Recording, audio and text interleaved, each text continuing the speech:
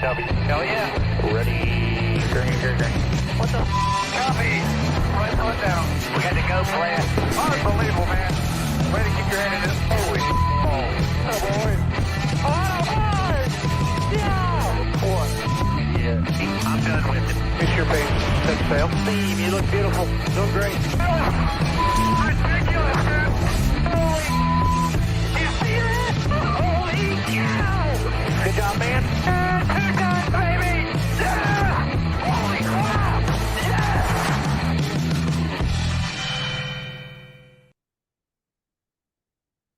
We're good to go? Yep. We're live. Everyone's seeing us. We're live. Danny, hello. Sorry. What do you, how's it going? Suge's over there? No, I'm just, see, it's messing with me because like the connection in the YouTube studio is so far behind, so I was like thrown off a little bit. Just And I was watch like, me, buddy. yeah, sorry. Yeah. You think I've done this a time before. Anyways, welcome to the NWP here on DannyBTalks. As you can see, we're all wearing our podcast party bus shirts. We still have plenty of those available, and we have diecast still available for you to pre-order. We have links for that down in the description below. If you have not gotten yours, go ahead and get one. The shirts, as you can tell, they can get to you rather quickly. Diecast, go ahead and get your pre-ordered. Sorry, allergies. You can tell. It's festive in here. I'm about to mute all of you. No, sneeze just snuck up on me there. It didn't happen though. Anyways, let's get into it. I want to hear y'all's hot takes while I fight a sneeze. Jarrett, you get started on a hot take. All right. Well, my hot take is this. We talked about this guy before. We said all this here and there about whether or not he was back. He won this week, and I'm here to say I'm not convinced Martin Truex is back. Oh. Listen, I have my handy-dandy notebook like it's Blue's Clues here with all of my stats and all of this good stuff here. And I'm looking at Martin Truex Jr. season, right? And he got that win. But he has 2 top 5s and 4 top 10s still. He's been still kind of off through the race until about 100 to go. He was still fighting with his crew chief. And we've seen before drivers that snap winless streaks and we think they're back. We think they're gonna go on a tear. I'm a Dale Jr. fan. I was at that race and I thought he was gonna go on a tear after Michigan. And he ended up going another year and a half without winning. Then you got, Martin Truex Jr. before. Oh my gosh, he won in Sonoma. I think he'll go on a tear, and he doesn't win till he goes to another team. So I want to see this consistently from Truex because I think he has the ability to do so. But until then, I'm not convinced that he's back. Dover over the weekend was proof that tracks shouldn't be too afraid of only cutting back to one date. Actually, tracks that only have one date are starting to be viewed in a much more favorable light. I mean, I know we talked about Bristol potentially losing a date and stuff if they don't have a dirt race potentially. And honestly, yes, your short-term gain. I mean, obviously short-term, you're going to lose some money and stuff, but long-term, I think that will definitely help you out. We're already seeing it with Dover. This is Dover's second season of having only one race. And I don't know, I thought last year's was pretty good. And this year's was pretty damn good as well. But I mean, all racing aside, I mean, did y'all see the attendance for a Dover race on Monday? I mean, that was pretty crazy. That was pretty cool. I mean, that's enough proof, in my opinion, to where, look, I'm not saying every track has to have one race. There's 36 races on the schedule. But we should definitely start trending in the direction where a lot more tracks should have one date because Dover's benefiting from it. And I'm quite sure these other tracks will start to benefit from, they'll start to benefit from it more in the future. I like Spencer's comment because I agree with you, Darian, and so does Spencer. He says, I'm freezing. No, that wasn't a hot take. That was See, too accurate. It just wasn't good. I'm sorry. It's just not, I don't know. I guess I'm off this week. I'm going to attempt to be a little spicy, but again, I'm going for accuracy as well.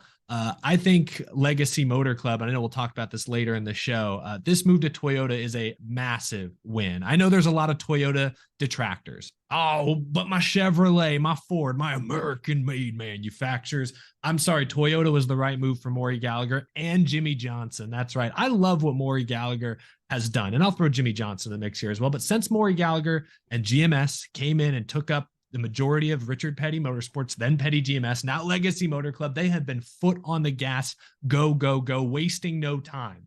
Between bringing in Ty Dillon, then Noah Gragson, now bringing in Jimmy Johnson, now making the switch to Toyota. It's not even been a year and a half, and this team's unrecognizable from what it was before Maury Gallagher came in. So I have to respect what this team has done, what Maury has done, what Jimmy has done, and this move to Toyota, they're going to be third on the pecking order, maybe second behind JGR and behind 2311. At Chevy, at best, they were fourth, maybe fifth on the pecking order behind Hendrick, Trackhouse, RCR. So this is a huge win, I think. Maybe not year one, although I think year one will look pretty good. Year two, year three, Toyota legacy cars are going to be sporty. What do I do when Eric just took exactly my take? You'd say exactly, we need to coordinate these ahead of time. You go exactly against him, then one way or another they'll view it as a hot take. Yeah. I mean, I can try that. Go for it. I'll contrary what Eric says, because I have seen some people talking about this. Yeah, they're going to go from fifth over at Chevrolet, but Chevrolet had more teams coming into it that could play into the overall performance versus Toyota has been very down in terms of their numbers of what they had for the last few years. And therefore, even though, yeah, they're going to go now and be the third Toyota team, hey, they're still going to be the third Toyota team. And we've seen, it took 2311 Racing a little bit more time to finally be able to get where their cars can contend for wins. And I'm not convinced that this move is going to automatically make them do well. They're going to have two drivers that have both been lost by Toyota in the past. So who's to say that they're going to be on the biggest priority with Toyota in terms of what they're getting from the get-go? It could be like a Levine Family Racing to a lesser extent in terms of, they're another Toyota team, but they might not be, getting the full-fledged, what the other teams are getting. That's the contrary that I could see being argued on that one. I mean, that's true. It hasn't been great for the small Toyota team's success rate, maybe short-lived, like in Furniture Row's case, but in the case of Levine, Furniture Row, they both disappeared in recent years. 2311, though, has had the staying power, it seems. I think Legacy will fit into that bill, but there's reasons to be skeptical. I'm bullish, though. I love that Eric Jones is back in Toyota. Remember when Toyota and JGR had to decide between Christopher Bell and Eric Jones, and they went with Bell? Can't say that was the wrong move, considering how good Christopher Bell's been, but Eric Jones, still a sporty driver himself. But their careers are basically identical, Christopher Bell's and Eric Jones, when you look at the stats when they were starting out, though. So at first it was like, it was a tough decision. Big change? But no, it was the right call. It was the right call. Yeah, but Eric Jones won a Southern 500 last year without Toyota support. Now that he's back in the TRD pipeline, or will be next year, I don't know. I'm optimistic, but optimistic. Good stuff. Good job. I'm sorry to put you on the spot there, Danny. We should coordinate our hot takes ahead of time, but you did. You did good. There's no way to really coordinate. I think it's better to just be surprised, but that's always a risk that you take. It's the first time it's happened, though. And early congrats to Jared. I don't know how I'm tied for second, by the way. That was like one of my freeziest ones all year. I honestly don't know how mine is still over 10%. Yeah. Hey, I'm just happy to be close to 20. But anyways, Danny, we had a pretty eventful weekend, did we not? We did. We had a cup race on a Monday. I was working and listening to the race at the same time. The Truex brothers got the sweep. We'll talk about the other Truex win here in a little bit. But Martin Truex Jr. beating a 54 race winless streak that he was on. What do you guys think about that? Eric, you want to start us off on that one? 54 race winless streak. Yeah, it goes back to the fall Richmond race of 2021. I know a lot of Truex fans and non-fans have been critical of James Small, that relationship, as well as I think the four of us were all at least a little concerned after the most recent Richmond race when Small left Truex out on old tires, didn't communicate that. They had a little chirp, a little spat back and forth over the radio. But we have to remember, they've struggled a bit in the last year and a half. They've still been consistent. Top 5 in the regular season standings last year. They just didn't win a points race. This year, they're still top 5 in the regular season standings. They won the Clash. Now they've got a points win. We also have to remember that in 2021, Martin Truex Jr. and James Small won 4 times. They were in the championship race and looked to have that title locked up until a late race caution and Kyle Larson's team beat them on pit road. So James Small, he's not Cole Pearn. Not going to pretend he's quite as good as Cole Pearn, but They did work together for many years, and I think he's no slouch. I think James Small is solid. I think he and Martin Truex Jr., while they fight sometimes, I think that overall is a good working relationship. And Martin Truex Jr., you have to continue to take him seriously. Yeah, he's probably the second, or is he the third oldest full-time driver in Cup this year behind Harvick? He's got 1 foot potentially out the door considering retirement, but as long as he's driving that 19, I think he's a threat to win the title. I think last year, I don't remember how exactly he did in the chase or the playoffs. I know he was leading a couple different points, blew up at Darlington, got wrecked on pit road at Miami. But if he'd been in the playoffs last year, I think Truex would have been a threat. I think Truex is going to be a threat once again this year in the playoffs, now that he's, at least tentatively locked in. That is why you stay the course. You stick the course. Look, things might get tough, but you don't give up, man. That is a perfect example of Martin Truex Jr. and James Small's working relationship. I mean, you just said, the resume speaks for itself. I mean, first year y'all worked together, 2021, y'all almost won a championship. Now, yes, it was a down year, of course, last year. You didn't make the playoffs, but I mean, like you said, at this time last year, they were top 5 in points just without a win. So, hey, if they would have gotten a win last year, we would have been saying a whole different story here. But I mean, to start off the year, impressive win in the Clash. You're thinking, oh, MTJ's back, but then not quite to start off the season, especially after the whole Richmond fiasco. And we were having a debate about this a few weeks ago. And I mean, I was just like, look, just stay the course. It's still early in the season. I wouldn't consider any sort of crew chief swaps, any crew chief changes, because I feel like James Small is your best option right now. I'm not saying, I'm pretty sure there are some very talented people within the Joe Gibbs Racing family, but as far as crew chiefing the 19, I feel like James Small is the perfect guy, other than Cole Pern, of course, But they were even arguing during the race and stuff, and that had me a little concerned at first. But then I also saw, well, they are running top 5 right now too. So I mean, like, look, you can argue like cats and dogs all the time, but as long as you get the job done, yeah, it's all good. You get it done. So props to them breaking that winless streak, and they're already consistent enough. Yeah, you know what? I'm even going to go as far as to say as to say perhaps a championship 4 favorite. I know he didn't make it last year, but hey, this is MTJ we're talking about. Yeah, I think he has the ability to be, but I just, for me, the way I see it is, while one race is big at building towards something further on, I don't think one race erases just how inconsistent and off they were together in the first 10. I think that he has the ability to do this multiple times. Now do this multiple times. Like, get another win or two. Start building up those playoff points, because while he's up in the standings, he doesn't have, the wins that guys like Larson or Byron has. He's not leading the laps the way that some of those guys are.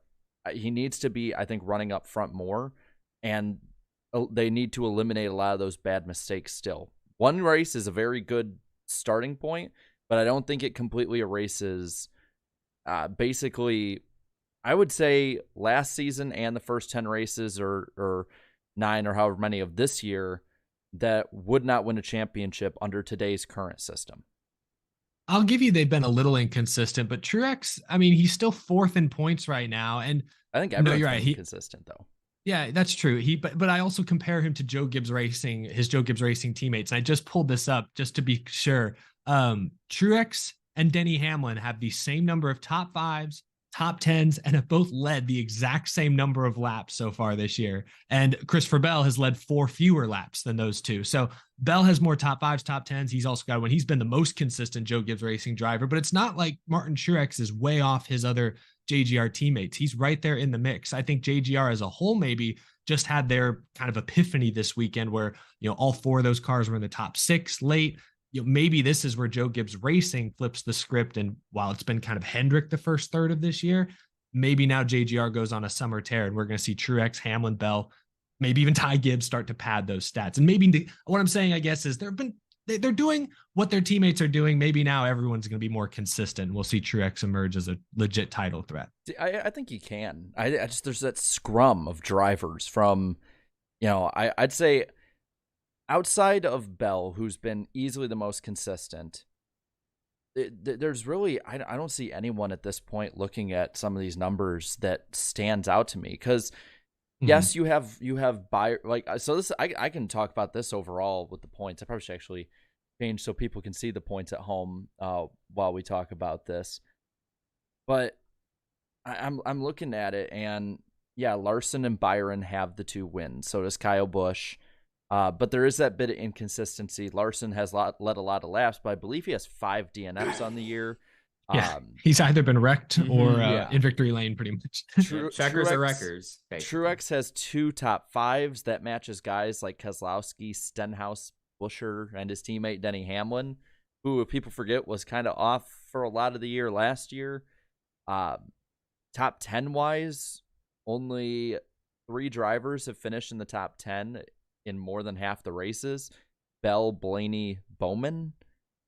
And Bowman right now with that injury is still a mystery at this point to me, just because that is a very big injury. There's no one who's standing out to me yet. So I think he can, but I think it's because of the level of competition, maybe through chaos, through track position races being such a big threat to come up each week.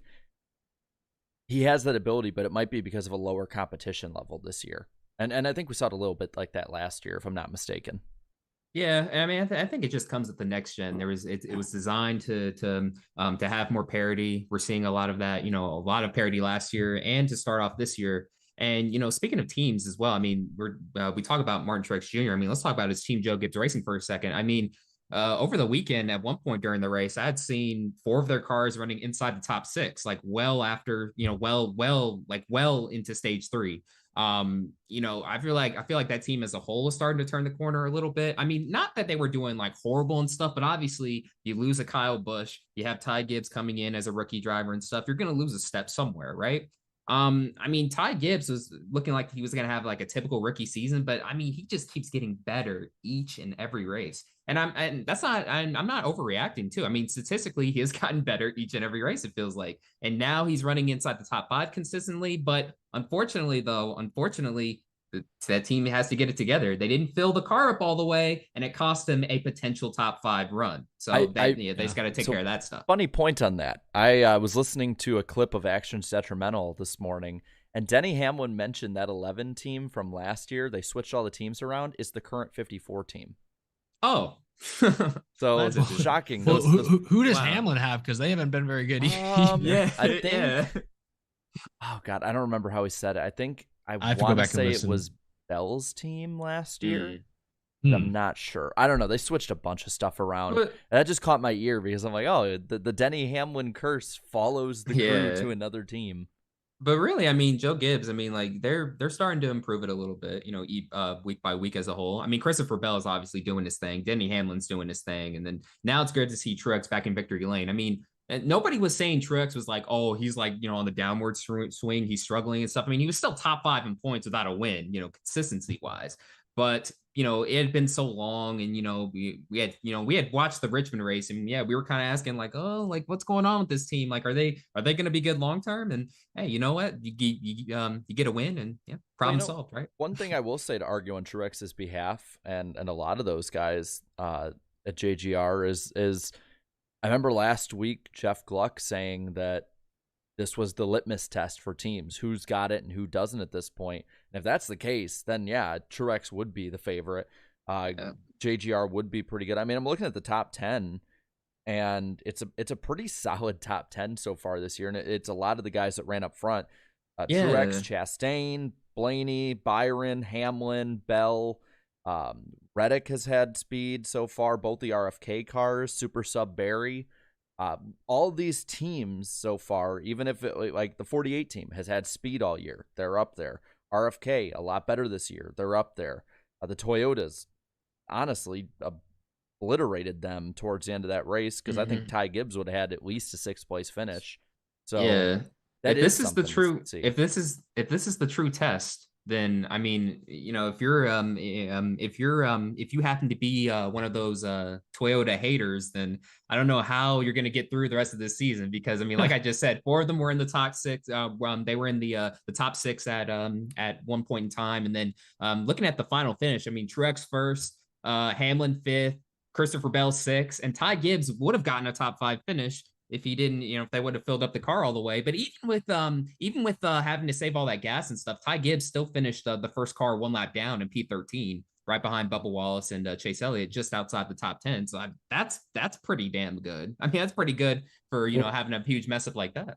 For a race that has seemingly been dominated by Hendrick the last few years, it was kind of nice to see like a good race that had just a number of people who was scattered around in the top 10, I would say. Yeah, no, and that's a good point. And also shout out to Roush too. I mean, Roush Keselowski. I mean, they've just been consistently running good all year. I mean, it's not just super speedways, not just off of fluke runs. Like, no, they've just been consistently week in, week out, top 10.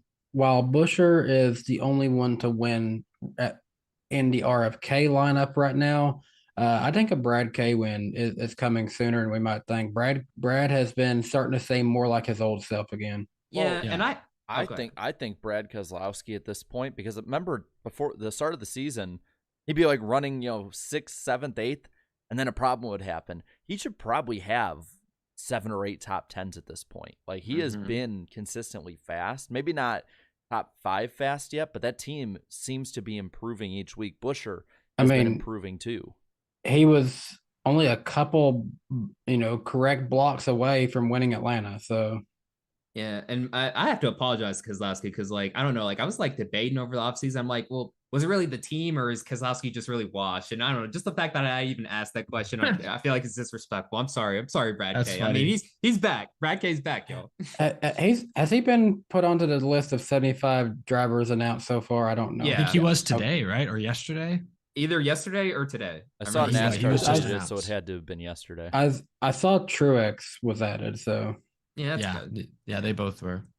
Real quick, before we get into the controversy, can we talk about Kyle Busch? Because he looked like a contender early. Maybe it was just track position he got because of the rain out, but another speeding penalty. Apparently, according to Fox, I didn't know this stat, he leads the league in speeding penalties this year. That caused him to get caught up in a crash. Then later it was a bad pit call, or they opted not to pit for tires. He ended up falling off the lead lap. So, I mean, I guess Kyle Busch, there's not much else to say. I guess I just summarized it. Implosion. Well, they've been so up and down this year, I guess is what I'm getting at. He's got those 2 wins, but they've been very up and down this first third of the season. Hey, very up and down, but you know what? Sort of similar to Tyler Reddick's season last year. They were a bit up and down to start off the year as well. But, I feel like for a team like RCR, runs like that, it's going to be good for them long term. I mean, it's going to keep them honest and, not too cocky. But, since we're on RCR, I know Kyle Busch struggled, but what's going on with Austin Dillon here? Because he's usually way, but because I believe right towards the end of stage 1, that was when him and Kyle Busch were battling to see who stays on the lead lap, correct? Or was that stage 2? It was one or the other. I think it was the end of stage 1. Yeah. So before that, now this was like before like the competition cautions and all that stuff. I mean, like he was like running dead last there. I'm like, geez, like look, I know like he didn't have any practice and stuff, but he was running 36 out of 36. I'm like, what's going on here? And then he was able to improve a little bit, but it's just what's been going on with him, man. Well, I don't think it's something to like. I think how bad he's been this year compared to usual is concerning. But RCR last year was like this in general, where like Tyler Reddick 1 week would be dominating, more than likely a road course, and then the next week would be running sub 20th. It was just like that back and forth yo-yo, and I think you're seeing the same thing with Kyle Busch. And then, of course, with Tyler Reddick, we saw so many races that, honestly, he should have won and something didn't go their way. Yeah, and I mean, I don't know if Kyle Busch would have, if things would have went Kyle Busch's way, I don't think he would have won this race. I mean, he was very fast early on, though. But I mean, it was just, once you get back in traffic and stuff with this next-gen car in the dirty air, it is so hard to make up spots. I mean, he did his best, but wasn't good enough. We had a legitimate race between the Dillon brothers back there, like actually racing for position. Oh, we did. Oh, gosh. Well, hey, it's been a while since we've seen that, but yeah, look, RCR just got to get a little more consistent. If that happens, you want to say it's a good day for Ty Dillon, but oh God. The chat's putting Keith Rod and Austin Dillon's new crew chief on blast. Yeah, I guess I don't know. I guess although was he serving a suspension this week or was he on the pit box? Because I know we'll talk about it later. He got their suspension upheld. Was he already serving his penalty or is he there this weekend? Well, if I they don't were like- I don't- appealing, if they were appealing it, he must have been there this week. He was probably Well, there. but so, Hendrick yeah. appealed, and they had their crew chief still. Yeah, so that's why I don't Yeah. know. But Chad, if anyone knows if Keith Rodden was there, either way, Hey, Keith Rodden is calling the shots. He's Hey, he's figuring out the setups. Hey, Eric, he must have been there. The chat's like, they're like, oh, he sucks. I know. He sucks so They're consistently. too. piling on. Yeah, My gosh. consistently. But you know what? It's good. It's good that parts of the fan base, they're not like, quick to just trash Austin Dillon and stuff like, oh, he sucks or whatever. Like, he's a pretty serviceable driver for the most part. They're But throwing yeah. the new crew chief under the bus. Yeah, Keith yeah. Has Keith Rodden crew chief since the Casey Kane days? Is this his first year back on the box? I feel like I looked that up not that long ago. I think it's been a while. I think it's been a while. So People are saying that it's Noah's fault. It's Austin Dillon's fault for he jinxed himself by making Noah cut his hair. I'm God. I'm looking at the chat, and all it reminds me is one quote. He poisoned our water supply, burnt our crops, and delivered a plague upon our houses. Hey, we'll did? No, We'll talk about- but are we gonna wait until he does? Look, we'll talk about Legacy Motor Club later on in the show, but Noah, look, I know it's a bet, but damn, bro, making the Peaky Blinders look bad, bro. Damn, you filthy, bro. I'm sorry. Only thing I can imagine when I see Noah with that haircut is just a bunch of banjos playing and him wearing overalls. Sweet home Alabama. No, I'm saying. Anyways, but yeah, Noah, what was that? Come on, man. that haircut transcended any one meme or joke. That it's its own thing now, its own monster. Yeah, pretty much. I'm waiting for that one person in the chat that has as their profile pic. There's gonna be one, I guarantee it, There because I've is. seen them Yeah. all weekend. Better yet, I'm waiting for like almost the entire chat to change it just temporarily. Oh God. Well, hey, be careful now. Don't challenge the internet now. You don't need to challenge them enough. There man. is 356 people watching. I want to see at least 1/3 of y'all become Noah Gregson. By the way, lick the like button, everybody. But Yes. but yeah, I guess like speaking on Gregson and stuff. I mean, like, look, what can you say? Just another bad weekend for him, and Yeah, it's still just rookie blues. Isn't that Yeah, his and- fourth or fifth straight sub 30th place finish? fifth Ooh, is straight. it? Yep, fifth He's- straight sub 30th place He's finish. 32nd in points. Yeah, right? he's behind Austin Dillon and Chase Elliott. Yeah, actually, he's Yeah. 37 points behind Chase Elliott. Yeah, it's bad. But you know what? Again, he's only 24 years old. He's a rookie. I think some people He's rushed.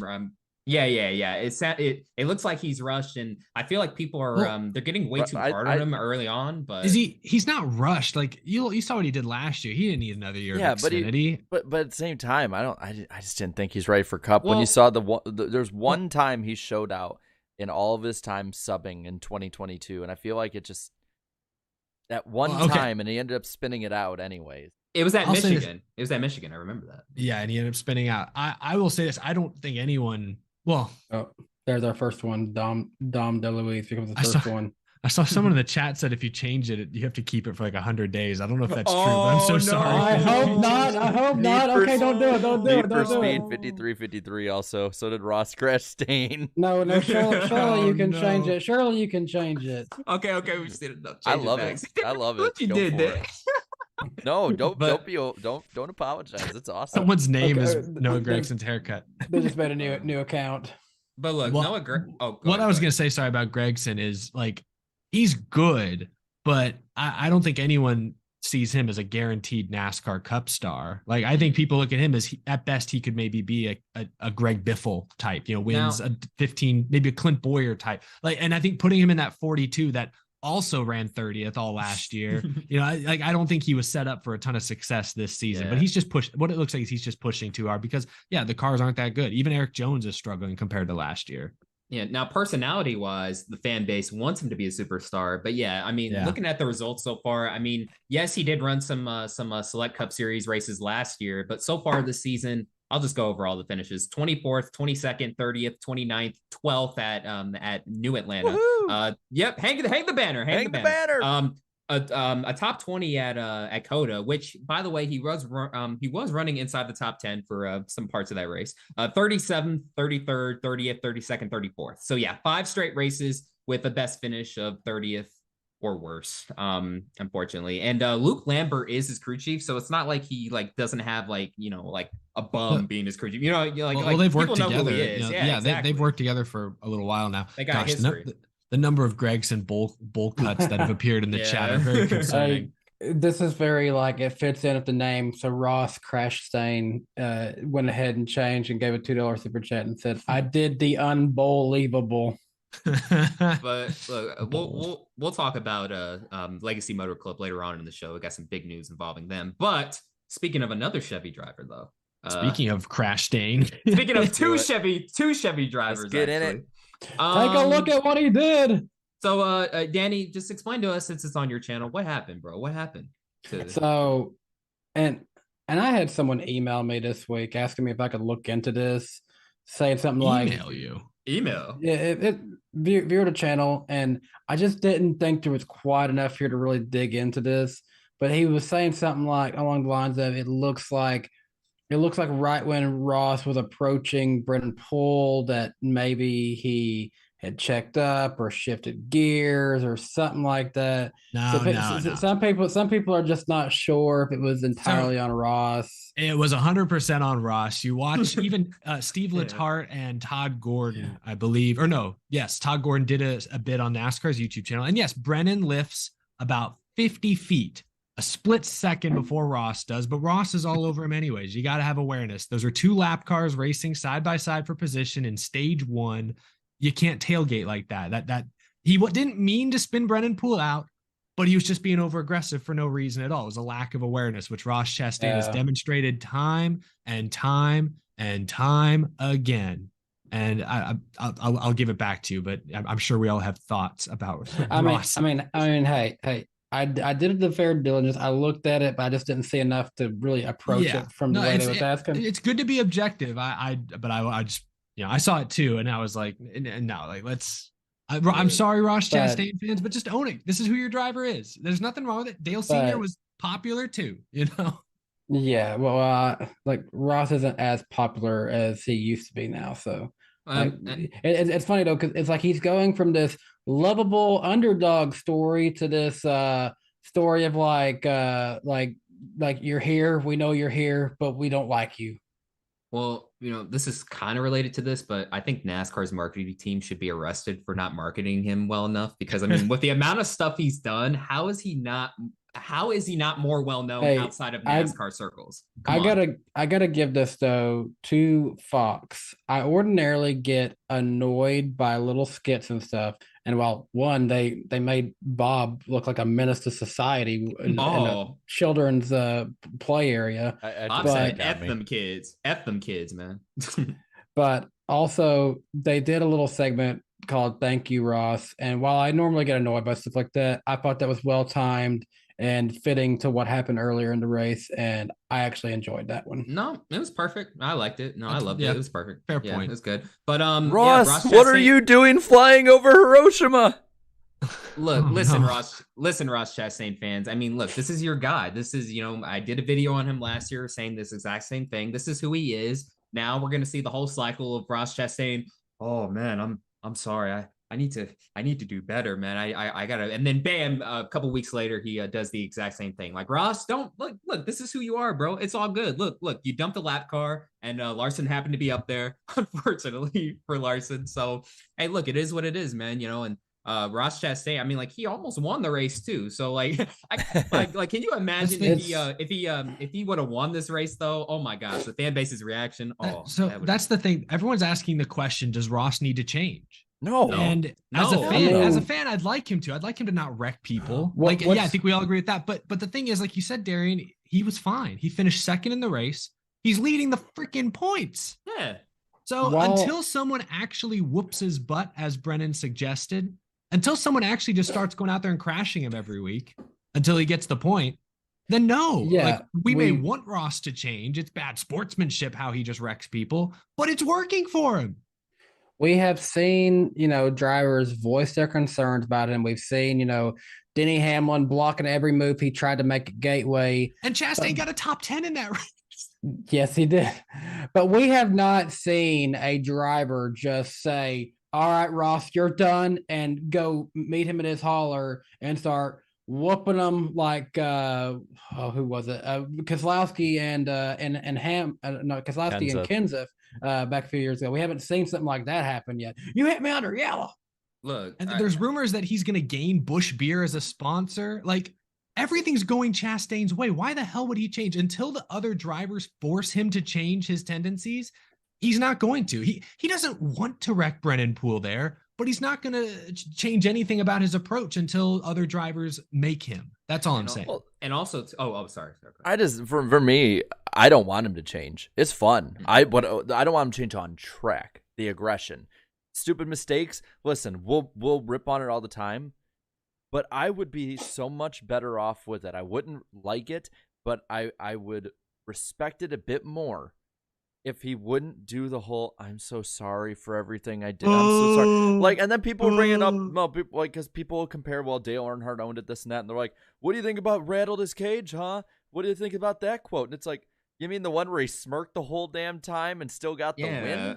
Like, it was clearly to me, Ross needs to just own it, wear the black hat, and I think he'll get a whole lot more respect from a lot of fans long term instead of this whole, this it's Groundhog Day, man. It's just it's wake up every morning, go to work, crash someone, apologize, rinse, wash, repeat over and over and over again. Just own it.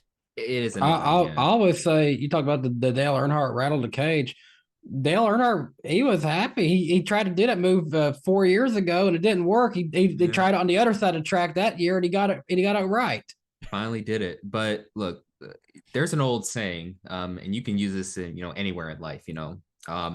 There's always somebody bigger and badder than you. Just when you think you're the biggest and baddest, there's always somebody bigger and badder. But it's Qui-Gon. There's always a bigger fish. Oh, there's always a bigger fish.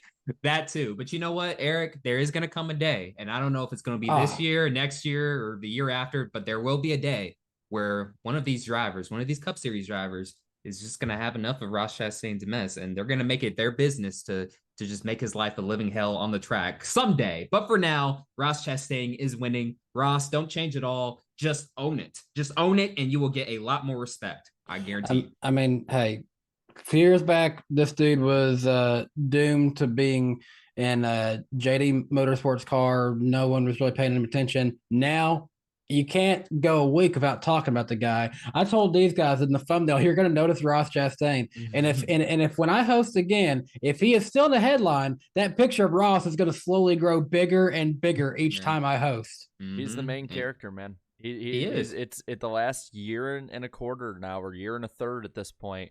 He's been the main character of the Cup Series. There's no other way around it to me. Like, who has really guided the storylines through 2022 and 2023 more than Ross at this point? Because I can't think of anyone. Really, this goes back further than you think. 2020, before he was doing the whole, subbing for Newman after what happened there, he was in the 2020 Daytona 500 driving for the 77, I think, for Spire, a combination of them and Ganassi. And what are you laughing at, Jared? Just quoting the chat. I can't read it. Okay. But in that 2020 Daytona 500, there was a big wreck there at the end that was caused by Ross Chastain going really aggressive, like almost going to the apron and trying to make a pass, and it crashed everybody. That's right. So, I'm not going to dispute. He gives us a lot to talk about. As a neutral fan, I like having things to talk about, but I hate the wrecking people for no reason. If there's a way he can maintain the aggression, like the 2-3 wide moves he made on restarts early in this race, fantastic. But if he can keep that and turn off the stupid careless wrecks, he'll be a perfect race car driver. He'll be arguably the greatest race car driver in NASCAR. But until he can turn off the carelessness, he looks amateurish at times. And I think that's a fair criticism. We're talking about him. We're not saying a lot of good things about him right now, are we? So, the thing is, I don't think Ross wants to be the bad guy. That's why he's not owning up to it. Like, Dale Earnhardt was perfectly fine being the cagey old veteran. Ross Chastain is not that guy. He's a nice guy. He doesn't want to be the mean, push people out of your way kind of driver. So that's why I think he kind of apologizes. He does feel bad. He just doesn't know how to turn it off. And that's just not a skill he's gained, or it's not how he's matured yet as a race car driver. And I think it's totally fair to criticize it. Danny, to answer your text, yes, it was. Okay. But the thing for me with Ross is, if he doesn't want to be the villain, then over time, I think the fans will evolve, even if they don't like him for what he's doing right now. Although I see a lot of fans liking him for it too, as many that don't like it. And I'm seeing people talk about this driver a little bit in the chat. Another driver.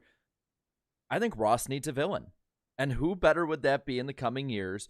Coming from complete opposite ends of the spectrum, him and Ty Gibbs will be the perfect duo of hero and villain. The over-aggressive drivers, one coming from working on a farm, having to work his way up from a small team, another being, quote-unquote, a silver spoon kid by the way the fans see it. Those two together racing for a win. Now, I don't know if it'll happen this year. That would be perfect. Those two racing together. That would, in my opinion, that would be one of the best recent rivalries in NASCAR history, because neither of them would be able to stop. No, NASCAR they wouldn't be able would to have stop, to step in. They'd probably take a bit of time off and go back at it again. I would love that. But if Chastain doesn't want to be the villain, there needs to be a villain for him at this point. And that, I think it'd be perfect, because I don't understand why Ross Chastain isn't. I understand why he's not like one of the most popular, but I don't understand why, like Darian said, they're not marketing him as being a driver that moves the needle like this. Look, anyone who's not a fan of NASCAR would look at Ross Chastain and all this stuff, look at what he did, and say, wow, that's awesome. I might actually watch a NASCAR race seeing some of that crazy shit.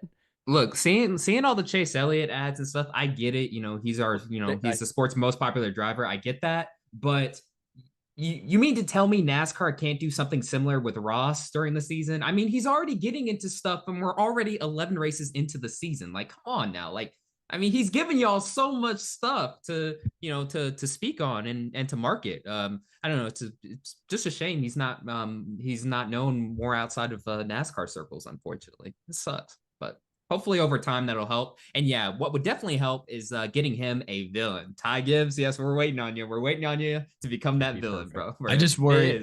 I look at Denny Delivers and I worry they'd be like villain versus villain a little too much. Well, no, I mean, no. In that case, I mean, Chastain would be viewed as the hero, because NASCAR fans are gonna be like, they're always gonna go against the I think there'll be some.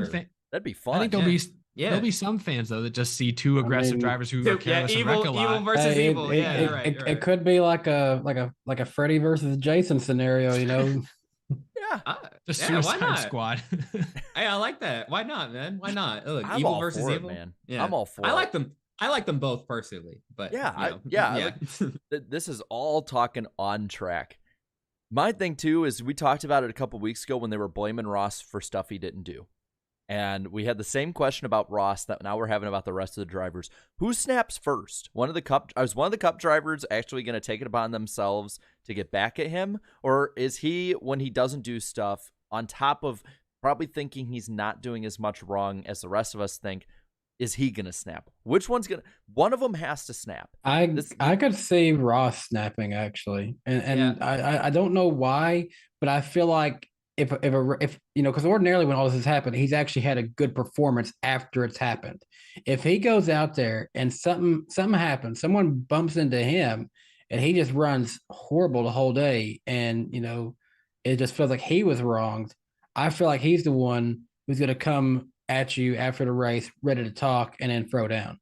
Yeah, look, I think we're more likely to see Ross Chastain snap than one of the drivers snap at him, because we saw this last year and, the beginning of this year, unfortunately, where it's like, oh, Ross is doing all this stuff. Well, then do something about it. You're a driver too. Like, do something then. Most Cup drivers are laughing about it at this point because they just expect it. They kind of rolled around like Ross again. Like we saw Alex Bowman, he's recovering and he was joking about what happened out there this weekend. Yeah, see? So, I mean, if they're not going to do nothing. Who isn't mad at Ross at this point? Like, I can probably list some drivers, and I'll probably forget drivers who don't like Ross.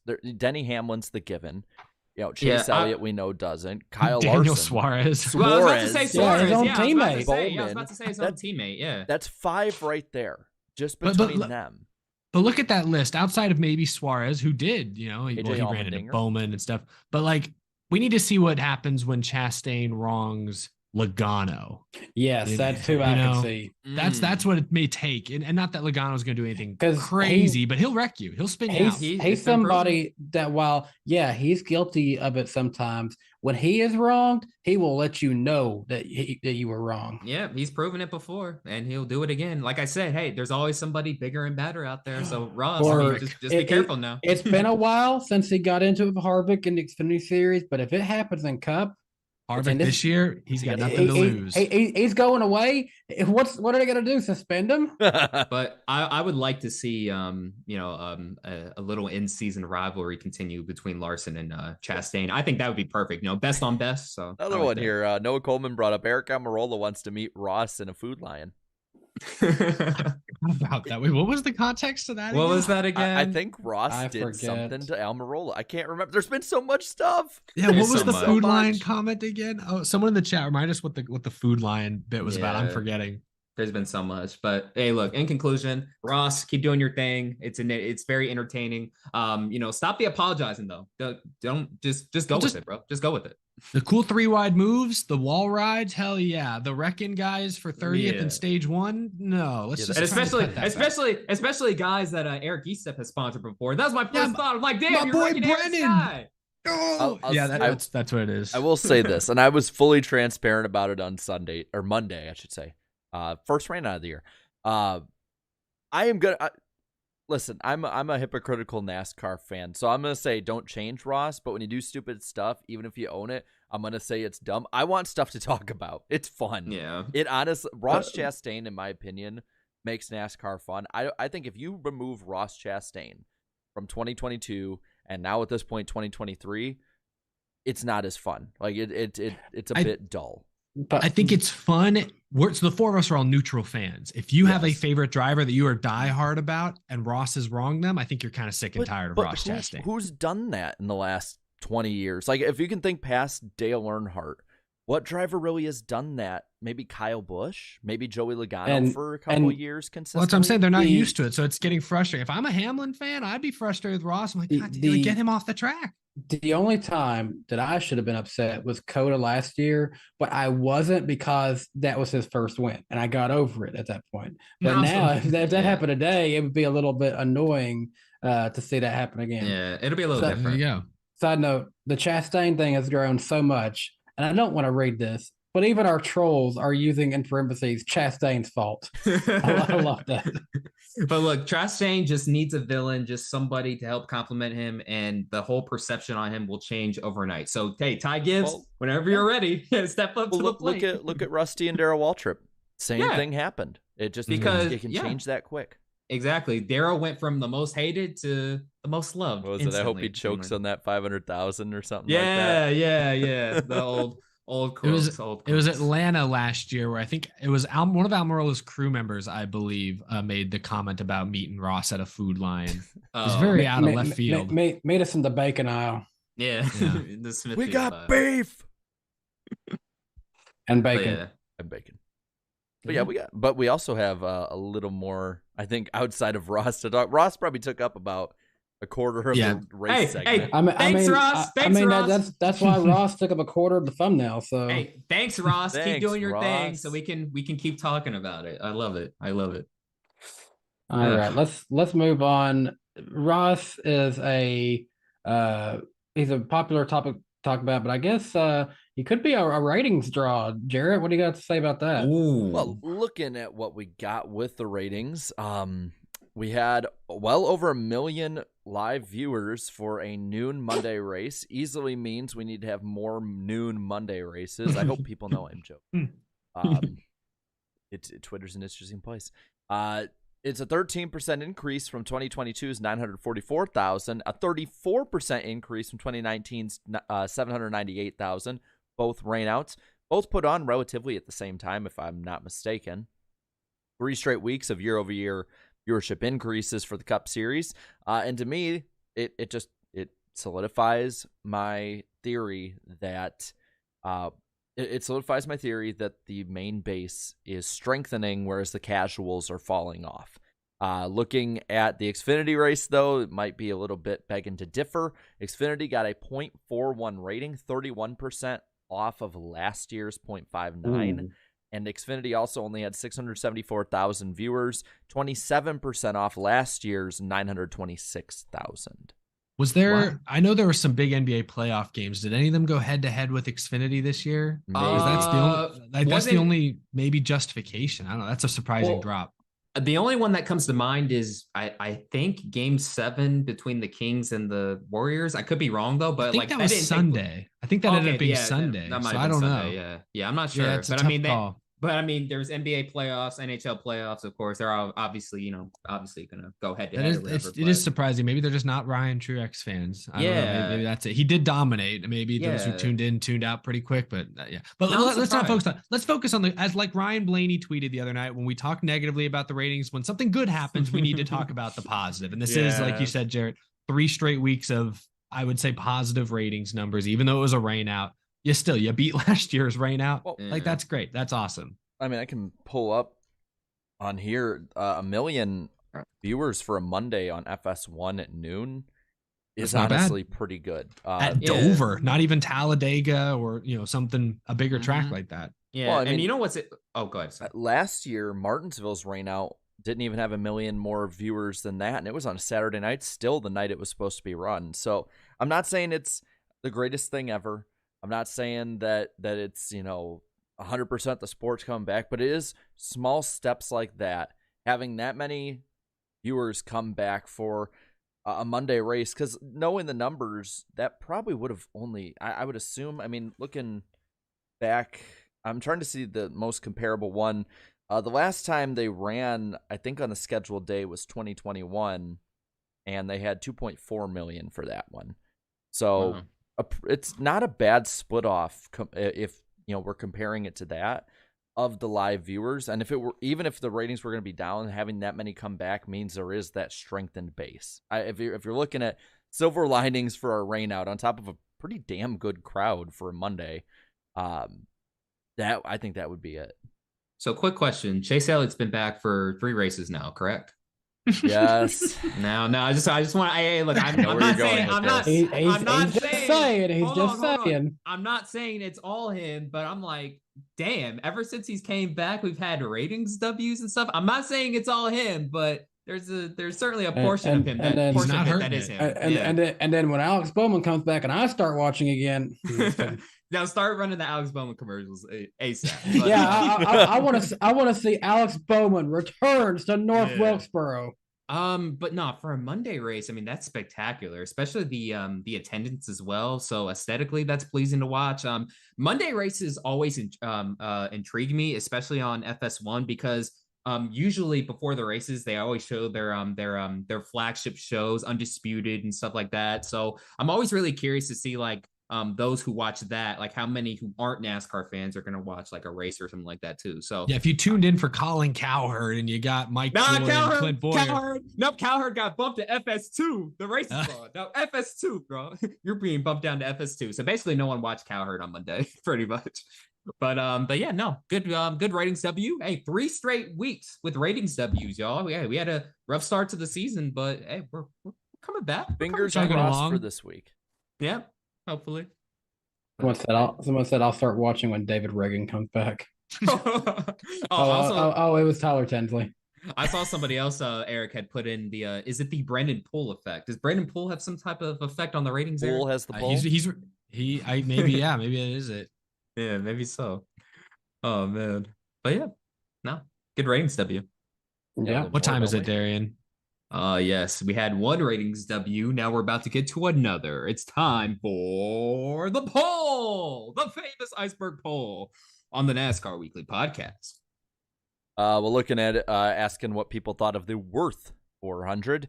15% said it was great. 57% said it was good. Net positivity of 72% for this race. 21% said it was average. 4% said below average. 3% said bad. So 7% negative. overall, people would say it was worth it. Yes, it was.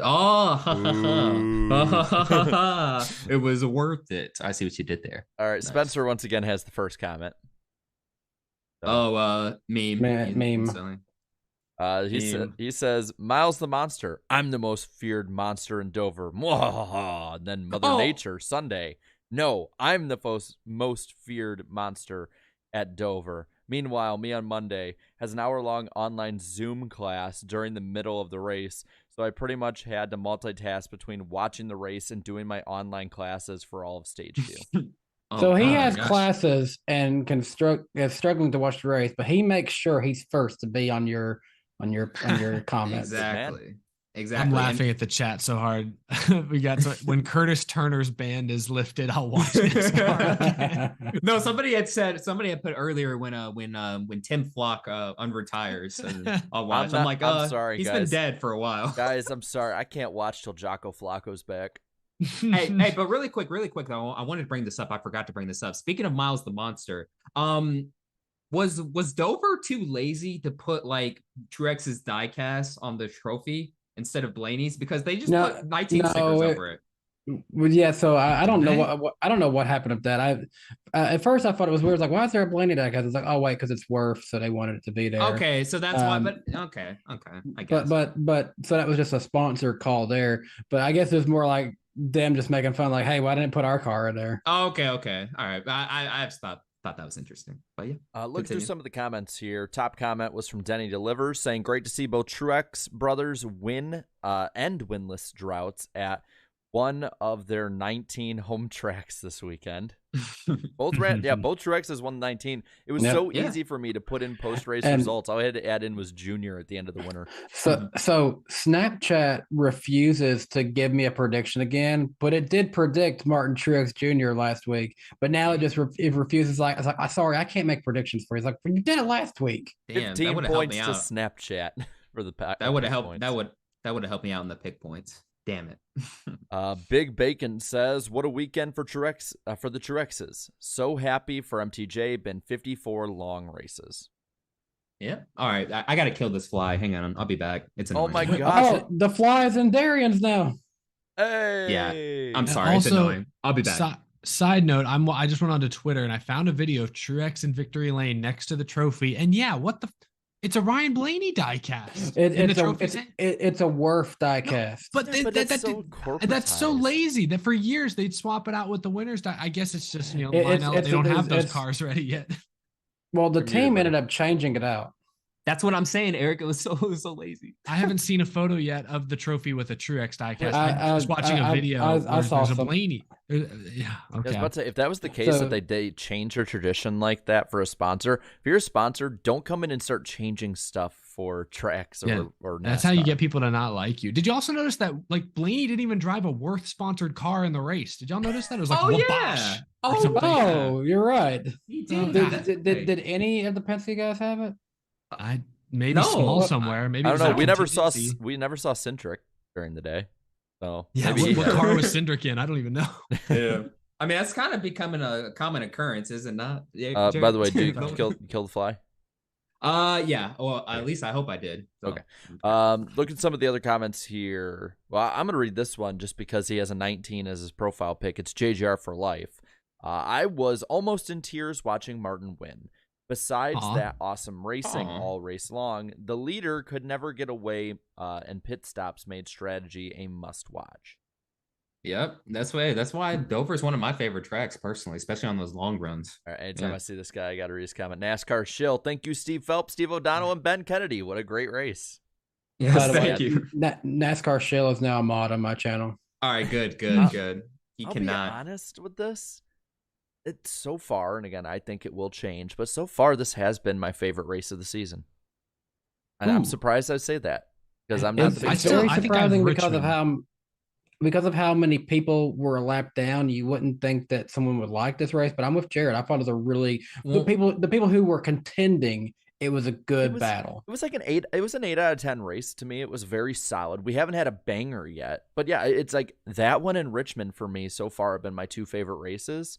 And I think a big part of that is we haven't had it turn into a complete slugfest of calamity at the end. No, that's a big draw for me. Like how these races end, they have a huge impact on how you feel about them, at the end of the race and stuff. But like, nope, this race was awesome. 8 out of 10. No BS towards the end. No BS. Overtime finishes. No 30 cars getting crashed. In the closing It was laps. a good race. Just phenomenal race. I love it.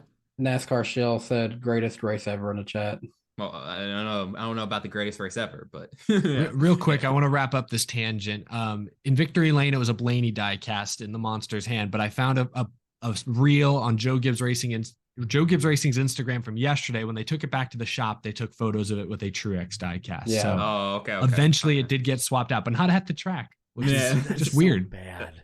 Yeah, that's not great. Well, no, because they used to do that all the time, right? Yeah, that's why I was like, what's going on? And even in times when they had sponsors who like Smithfield had done it, Allied did it to get the Monster outside to hold their car. Yeah, they never did that with the trophy. They put a die cast of they would even go. They didn't have your last year car or something like that. They needed to put it in there. That's the thing. I think sponsors, you need to know coming into this what you're getting into. Don't change stuff or become petty, because it's just gonna make people not like you. By the way, I got to in the comments. I can't see the chat because I can't pull it up because of these comments, but I'll look at it after. But I got to the bottom 3. They're not too bad with Gutter. I just can't read one of the usernames, but I can read his comment. Oh, there we go. Nice. I'm just gonna play it safe on pretty much all these. Hacksaw is all I'm gonna say for you. Hack. Great until Chastain drove through a lapper. I'll just put Tyler on this one. Okay. It was a Monday race, so bad. What? And then the last one got me laughing a little bit earlier. Probably could watch Pizza 98, who has, I believe, an old Tony Stewart car, I think it is, as his profile at Sonoma. Says, was stuck at work, but I was able to get audio at the end. I just hope when IT sees it, I Googled PRN so they don't think I was looking for something else similarly spelled. Not the work computer. So, so they don't think I was looking for something else. They're gonna say, sir, if you're gonna do that, at least put all the letters in there. So God. He's not dead yet. He's not dead yet. I'll be back. So he ended it with yes. So they don't think I was looking for something similarly spelled. I want to make sure people heard the full comment. But Flying Pizza 98, I sincerely hope that IT understands. Why don't you just spell out Performance Racing Network? That's a lot. That's a performance. That's a hard word to spell. Because people are going to wonder why you're typing so much. If just 3 types and then you get back to whatever, you can get away with it pretty quick. Okay, I think it's dead finally. Dover used to be an MRN track, so you wouldn't have had that issue. Yeah. They'd think you were spelling something like moron. But anyway, that is the poll. Yes, and that'll do it for this edition of the famous Iceberg Poll on the NASCAR Weekly Podcast. And really quick, shout out to Rusty Wallace. Some of the best commentating all season. I thought he was really good. I do have to say that. He has gotten so much better compared to his ESPN days. So much better. I was nervous about that going in, but yeah, he got a lot better because I think doing radio calling, that's what helped him. I think because you have to, for someone who's just listening, you have to visually describe what is happening for me to just imagine it. And I think having to do that has made him a better commentator. Yeah, I didn't really have any complaints. But yeah, that was pretty good. Before we start talking about the Xfinity race, I just want to go ahead and take 3 minutes to read off some of these super chats here at the top of the hour. Remember, we are funded by viewers like you, so thank you for that. So yeah, tell me when you're ready, Jarrett, and I'll begin. I'm ready. All right, Alex, thank you for the $2. Said, got my t-shirt this week. Awesome artwork, Go 78. Yep, we all got ours. And remember, we still have plenty of these available for you to buy. Link is down in the description below. Go ahead and get you one today. Mm-hmm. NASCAR's on 2414. Appreciate it, $9.99. Dover needs to be in June. Awesome NWO t-shirt I got this week to represent you guys. Oh, I think he meant NWP. Got this week to represent you guys. Hope to see Iceberg at Kansas, Iceberg and Eric at North Wilkesboro, and Darian if crowds allow me at the Indy 500. Oh, yes, sir. Yes, sir. I'll be there for the month of May, for at least some of the month of May after our Darlington trip. Yeah. Isaac, appreciate the $1.99 in a singing fashion. Oh, we lost Eric. We'll get him back. In a singing fashion, we don't talk about Ross Chastain. Well, too bad. We already talked a lot about him. Yeah, we talk about him. Alex Love, appreciate that very generous $20. On paper, you'd think Chastain would be the Cody Rhodes of NASCAR. Cody had a crap gimmick, Ross stuck in backmarker cars, but over time they became big names. But the way Ross drives, I think he's more like prime Randy Orton. Yep, doing good, but you hate him for it. Ooh. I can understand that analogy entirely. Eric W., appreciate you becoming a member on Danny B Talks, part of the Danny B Super Fans. Appreciate you joining up, man. William Thomas, appreciate the $2. Y'all have fun. I'll listen in the morning at work. You have fun at work tomorrow, William. Wolfie on 0617, appreciate the $5. I'm not sure about Legacy Motor Club's move to Toyota. Being the third Toyota team is normally a death sentence. I hope I'm proven wrong, though. That's kind of what I got into with my part of that earlier. NASCAR Bluey Taco Box 924. Appreciate the $5 there. I wish the number placement for Cup cars would be for every race, especially throwback weekend. And poor Michael for his Jimmy to Toyota. LOL. Oh, damn. That's interesting. That'd be interesting if he actually runs a race in the Toyota. That'd be interesting. Yeah, definitely. Let's see here. Hunter Dasso, appreciate the $4.99. Assuming he runs another part-time schedule next season, the idea of Jimmy Johnson driving a Toyota is cursed, although the switch likely is the right move.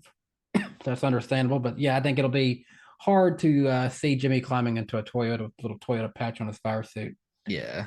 Hunter Nixon Fishing, appreciate a $9.99. SHR, other than Harvick, back to being trash. Possibly. What do you guys think? Oh, Helen, say that again. I'm sorry, I got a text. I didn't hear you. What'd you say?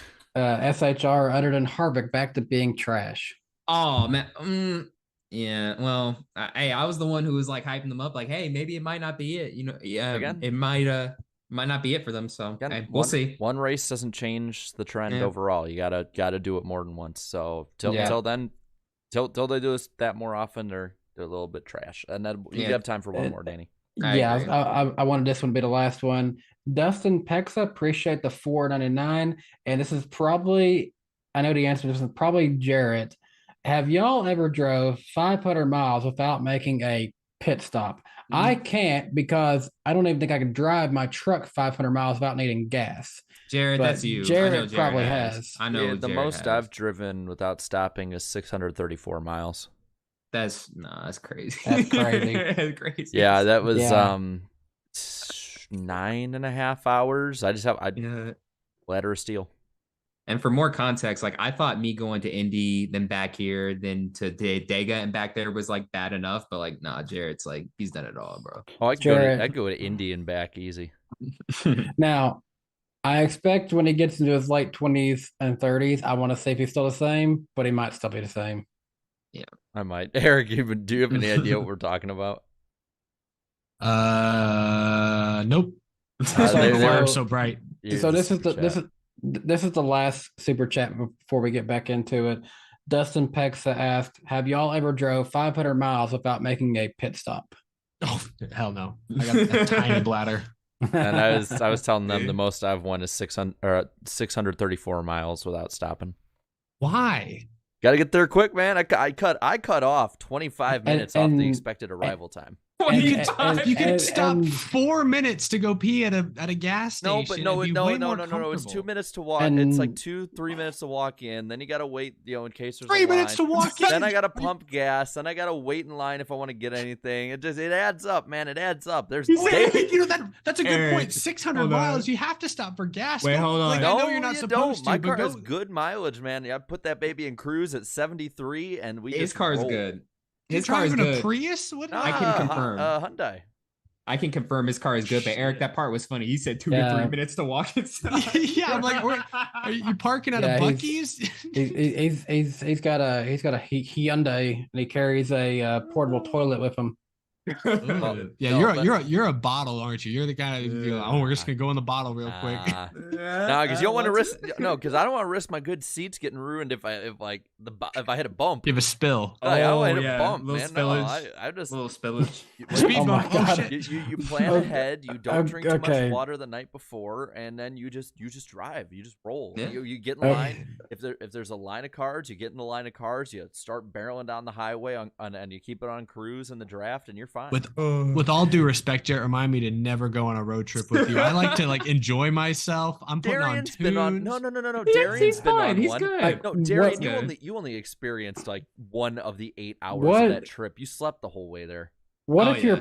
your passengers need to go to the bathroom? Well, I'll stop for them. I'm not. They'll I'm not stop, evil. yeah. Begrudgingly, after we beg and plead. I mean, to be Jared, fair, Jared, I've already went. Just stop. Jarrett, the bottle is full. Please. to be fair, I was driving, and I don't know if she'll appreciate me telling this story, but I was driving back with my cousin from. No, it's nothing bad like that. Okay. We were driving back from a camping trip up in Wisconsin, and it's about a 2-hour drive back to where my grandparents' house was. And so we're driving back down. We're going through construction. She's like, "Hey, we stop soon?" I'm like, "Yeah. Once we get out of construction, we're going." If you know anything about southern Wisconsin, northern Illinois, it's always under construction. So we just kept going, and everything was like all closed off because there was like right at the start of construction when she said that there was an opening. I'm like, "Oh, we can't hit that one. There's a car on the way, whatever. We'll hit the next one. Don't worry about it." And because construction closed everything down, we ended up instead of going 70 at a minimum, because that was a speed limit, we ended up having to go 30, and there was no openings until we got back to our exit to get back to Illinois. So it ended up instead of 45 minutes, it ended up being 90 minutes stuck inside a car. I'm like, "You want me to pull over here?" She's like, "We just might as well go home at this point. Just go to Grandma and Grandpa's." Just go home. I felt bad. I felt bad. Real quick before we get off this topic, I just gotta say, NASCAR Shell said NASCAR bladders are unparalleled. Yet another reason why NASCAR has the greatest athletes. I'm Yes, an athlete absolutely. now. And also for the fly in the chat, I killed you, bro. You survived the first time, but the second time I got you. You freaking Did you see what the exploded fly on my said? desk. The fly said the bathroom is a social construct. Okay, That is a good place to end off. Yeah, that's a good one. It's not even 9 o'clock, and this podcast has already gone off the rails. We need to get back on track. Yes, get it. Take us home, Danny. Take us home. Yeah, Take what us we home. got next? All right. We need to talk about Ryan Truex's long-awaited journey to finally being a winner in Yeah. NASCAR Xfinity Series. So I've been thinking about this. Dang, he has gone a long ways. At one time he was, MTJ was signed in with Toyota and Michael Waltrip Racing, and they were looking to develop Ryan Truex as well in their program. And he started climbing up with them, and then things just derailed real fast. And he was did he win the K&N Series championship with Michael Waltrip Racing? 2011 or 2010 he did, but I always remember that painful 2012 loss against Joey Logano with Joe Gibbs Racing. It wasn't even Truex's fault that day. 2 freaking lap idiots in what was called the Nationwide Series at the time were just in front of him with less than 10 laps to go. Loses all his momentum on the backstretch. Then his teammate at the time, Joey Logano, should have punted him like Chastain did. What car was he in? The 20. He was in the 20. He was in the 20. Oh that day. yeah. Yeah, he's in the 20. Yeah, so he was in Toyota's system at from the start, and then he got in with BK Racing for a little bit right after that. Yep, he did. And so it's still kind of in Toyota, but then the rides just kept being fewer and far between. He had to take some bad deals, and it's kind of weird because Martin is succeeding at this point, and then slowly as time went on, we saw him get a few deals. He did some stuff with Junior Motorsports. Then he's done. He was in a Nice truck a couple of years ago. He was in a Nice truck. He was. Was he in the 16 of Hattori as well? He was with them, wasn't he? For a brief moment. I think it was for a season he did that. Yeah, for a season. Then he was with Sam Hunt Racing, and now he's circled back to Joe Gibbs Racing somehow. Yeah, I mean, he's had a very interesting career, and I mean, it's really hard to forget. It's really hard to it's really hard to think about this now. But like at one point, I mean, 12 years ago, I mean, he was viewed as one of NASCAR's brightest prospects. I mean, K&N championship and almost wins a freaking nationwide series race running part time for Joe Gibbs. And honestly, like, if he would have won the Dover race that day, who knows how different his Ryan Truex's career could have turned out, you know. But you know, better late than never. Couple years ago, Darian, would you have called him a NASCAR bust?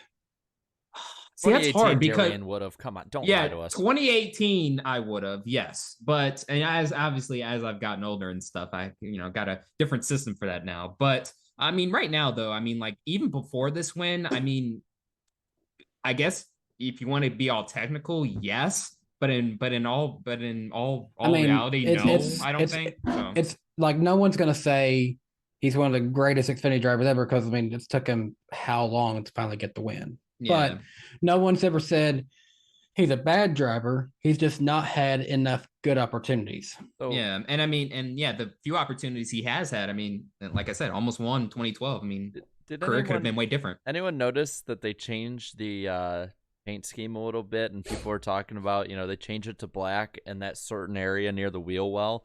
I saw a bit of talk on Twitter this week that there are different things that they will try and do to the body around the wheel well to try and make it faster, and the black makes it harder to see. Yeah. So I'm just saying that I'm not taking anything away from Truex. I saw that was part of the discussion around it this week, and it's really interesting to look at. Like, there's no reason for that black to be there. That's more on the team, not really him. So Denny Hamlin's sport clip scheme this year is hella sus. Let me just say that. look at the like front like headlights. What the hell's going on there? Very suspect. But yeah, I see the other Eric in the chat says Ryan Truex over Joe Graff Jr. I'm like, well, yeah, that's we know. I mean, yeah. He needs more money. Yeah, hey, you gotta get that money. Who else driving that 19 car? We got Joe Graff, we got Myatt Snyder, Ryan Truex, and I think whoever's willing to pay the bill. I guess so. Eric, you could drive the 19 next week. Just have the check ready. You could drive the 19, Darian. We can't even fit Eric in the 19. Oh yeah, good point. Yeah, we can't do that. We couldn't fit him in the party bus. Oh yeah, barely. Yeah, look at barely fit in the party bus. Shameless plug there. Which I'm driving, and no, we will not have bathroom breaks after this. I knew it. I shouldn't have gotten in the party bus with you, Jarrett. But no, I mean that race overall, I mean, outside of Truex winning, I mean, didn't he dominate like most of it pretty much from start to finish? Like he was out front. Yeah, I think he won. Did he sweep the stages? I know he won stage 2. He swept them. There really wasn't much to talk about with this race, in all honesty. Like there's like a bit of coming and going here and there, but Truex is the story for sure. Oh, yeah. Connor Mozak, that's another one that's in the 19 car this year. Oh, okay. But yeah, I mean, as far as other Xfinity teams over the weekend, I mean, Junior Motorsports, are they starting to pick it up a little bit? I mean, they had 2 cars in the top 5 this weekend instead of just one. They had 2. Hang the banner. Yes, sir. So baby steps, right? Baby steps. But no, shout out to Josh Berry, man. I mean, he's proven his worth in the Cup Series, just subbing more than in Xfinity. I'm sorry that you saying that though. It reminds me of that. Is it the Chris Rock stand up? That's what you're supposed to do. Oh, like the JRM got in the top 5. Wow. Like, that's nice. Hey, there were some parts during the season where I'm like, hey, like, what's going on with them? So it was good to see some type of life out of them. But yeah. So Xfinity race happened, and yeah. Maybe there's a reason only like 600,000 watched. Not a whole lot to talk about. Sorry, Ryan. Yeah. Good job. Yep, good job. And get a sticker, hang the banner, and hopefully he gets more wins this year. And by the way, they are selling some good shirts because they've had that one shirt where it's just like a car, whatever number it is, and like low font, and it's just says "Go Ryan." And now there's a shirt with him as the winner on top, and it says "Go Ryan, you did it." Aw. Yeah, they need to sell some special Truex sweeping their weekend shirts if the Truex family hasn't gotten on that. They make a lot of money off of that. They got to change the number. Yeah, exactly. Well, I think that's all there is to say about this. Now, yeah. Hold on. What's going on my phone?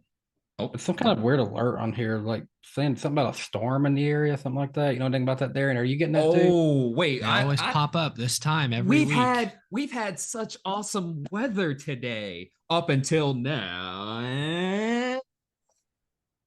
It's the lightning round on the NASCAR Weekly Podcast, everybody. I love the moment that the lightning hits your mouth. You went quiet.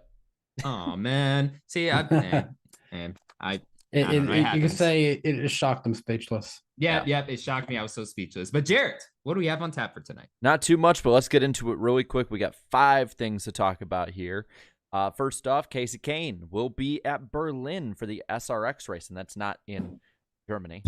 Damn, SRX is getting so many people this year. That's cool. It's amazing what not going head-to-head with NASCAR can do for you, even not in this case, but just in general.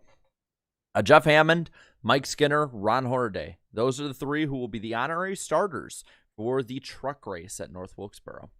Funny, because I saw someone earlier literally ask, like, what happened to Jeff Hammond? Yeah, well, he's back. He's back. I wish he was on Fox, but he's too serious to be on Fox. Yeah. Oh, God, I wasn't even thinking about that reference. Oh, yeah. Well, speaking of somebody who's not too serious, is the Guardians of the Galaxy, who will be I think Brad Keselowski's car this weekend at Kansas with Hawaiian Brad. King's Hawaiian. I will. It's been a while. I'll be sure to get a picture of that for the race. I'm really be on the lookout. Maybe you'll see an actor or 2. That'd be cool. It's been a while since a big high profile, big budget movie has been on a cup car like that. Maybe they can get Dave Bautista there. Now let's bring a stick and say it's Groot. Austin Dillon and the 3 team we talked about earlier lost their appeal from Martinsville. And then last but not least, you see us all wearing our shirts tonight. We got the podcast party bus. Yes, we all just in unison went like this. There we go. Yes, sir. I don't know if we can hear me through. Anyway, we got that. We got shirts online. I believe it's at dailydownforce.com/podcastpartybus. Go down. You can see the die casts. You can see the shirts. And we actually have pictures here. I'll show you. We got the car. A beautiful car. Very eye-catching. Just saying, as a Vikings fan, I love the color scheme. There's another angle. Look at we got there all of us right there. And then of course, let's pop this up. The podcast party bus logo.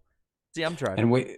And we've still got plenty of those shirts available, and they're ready to ship out now. That's correct, Eric. Yeah, they've been shipping out this week. So you can go ahead and get one right now. Get it to your doorstep tomorrow. No, not tomorrow.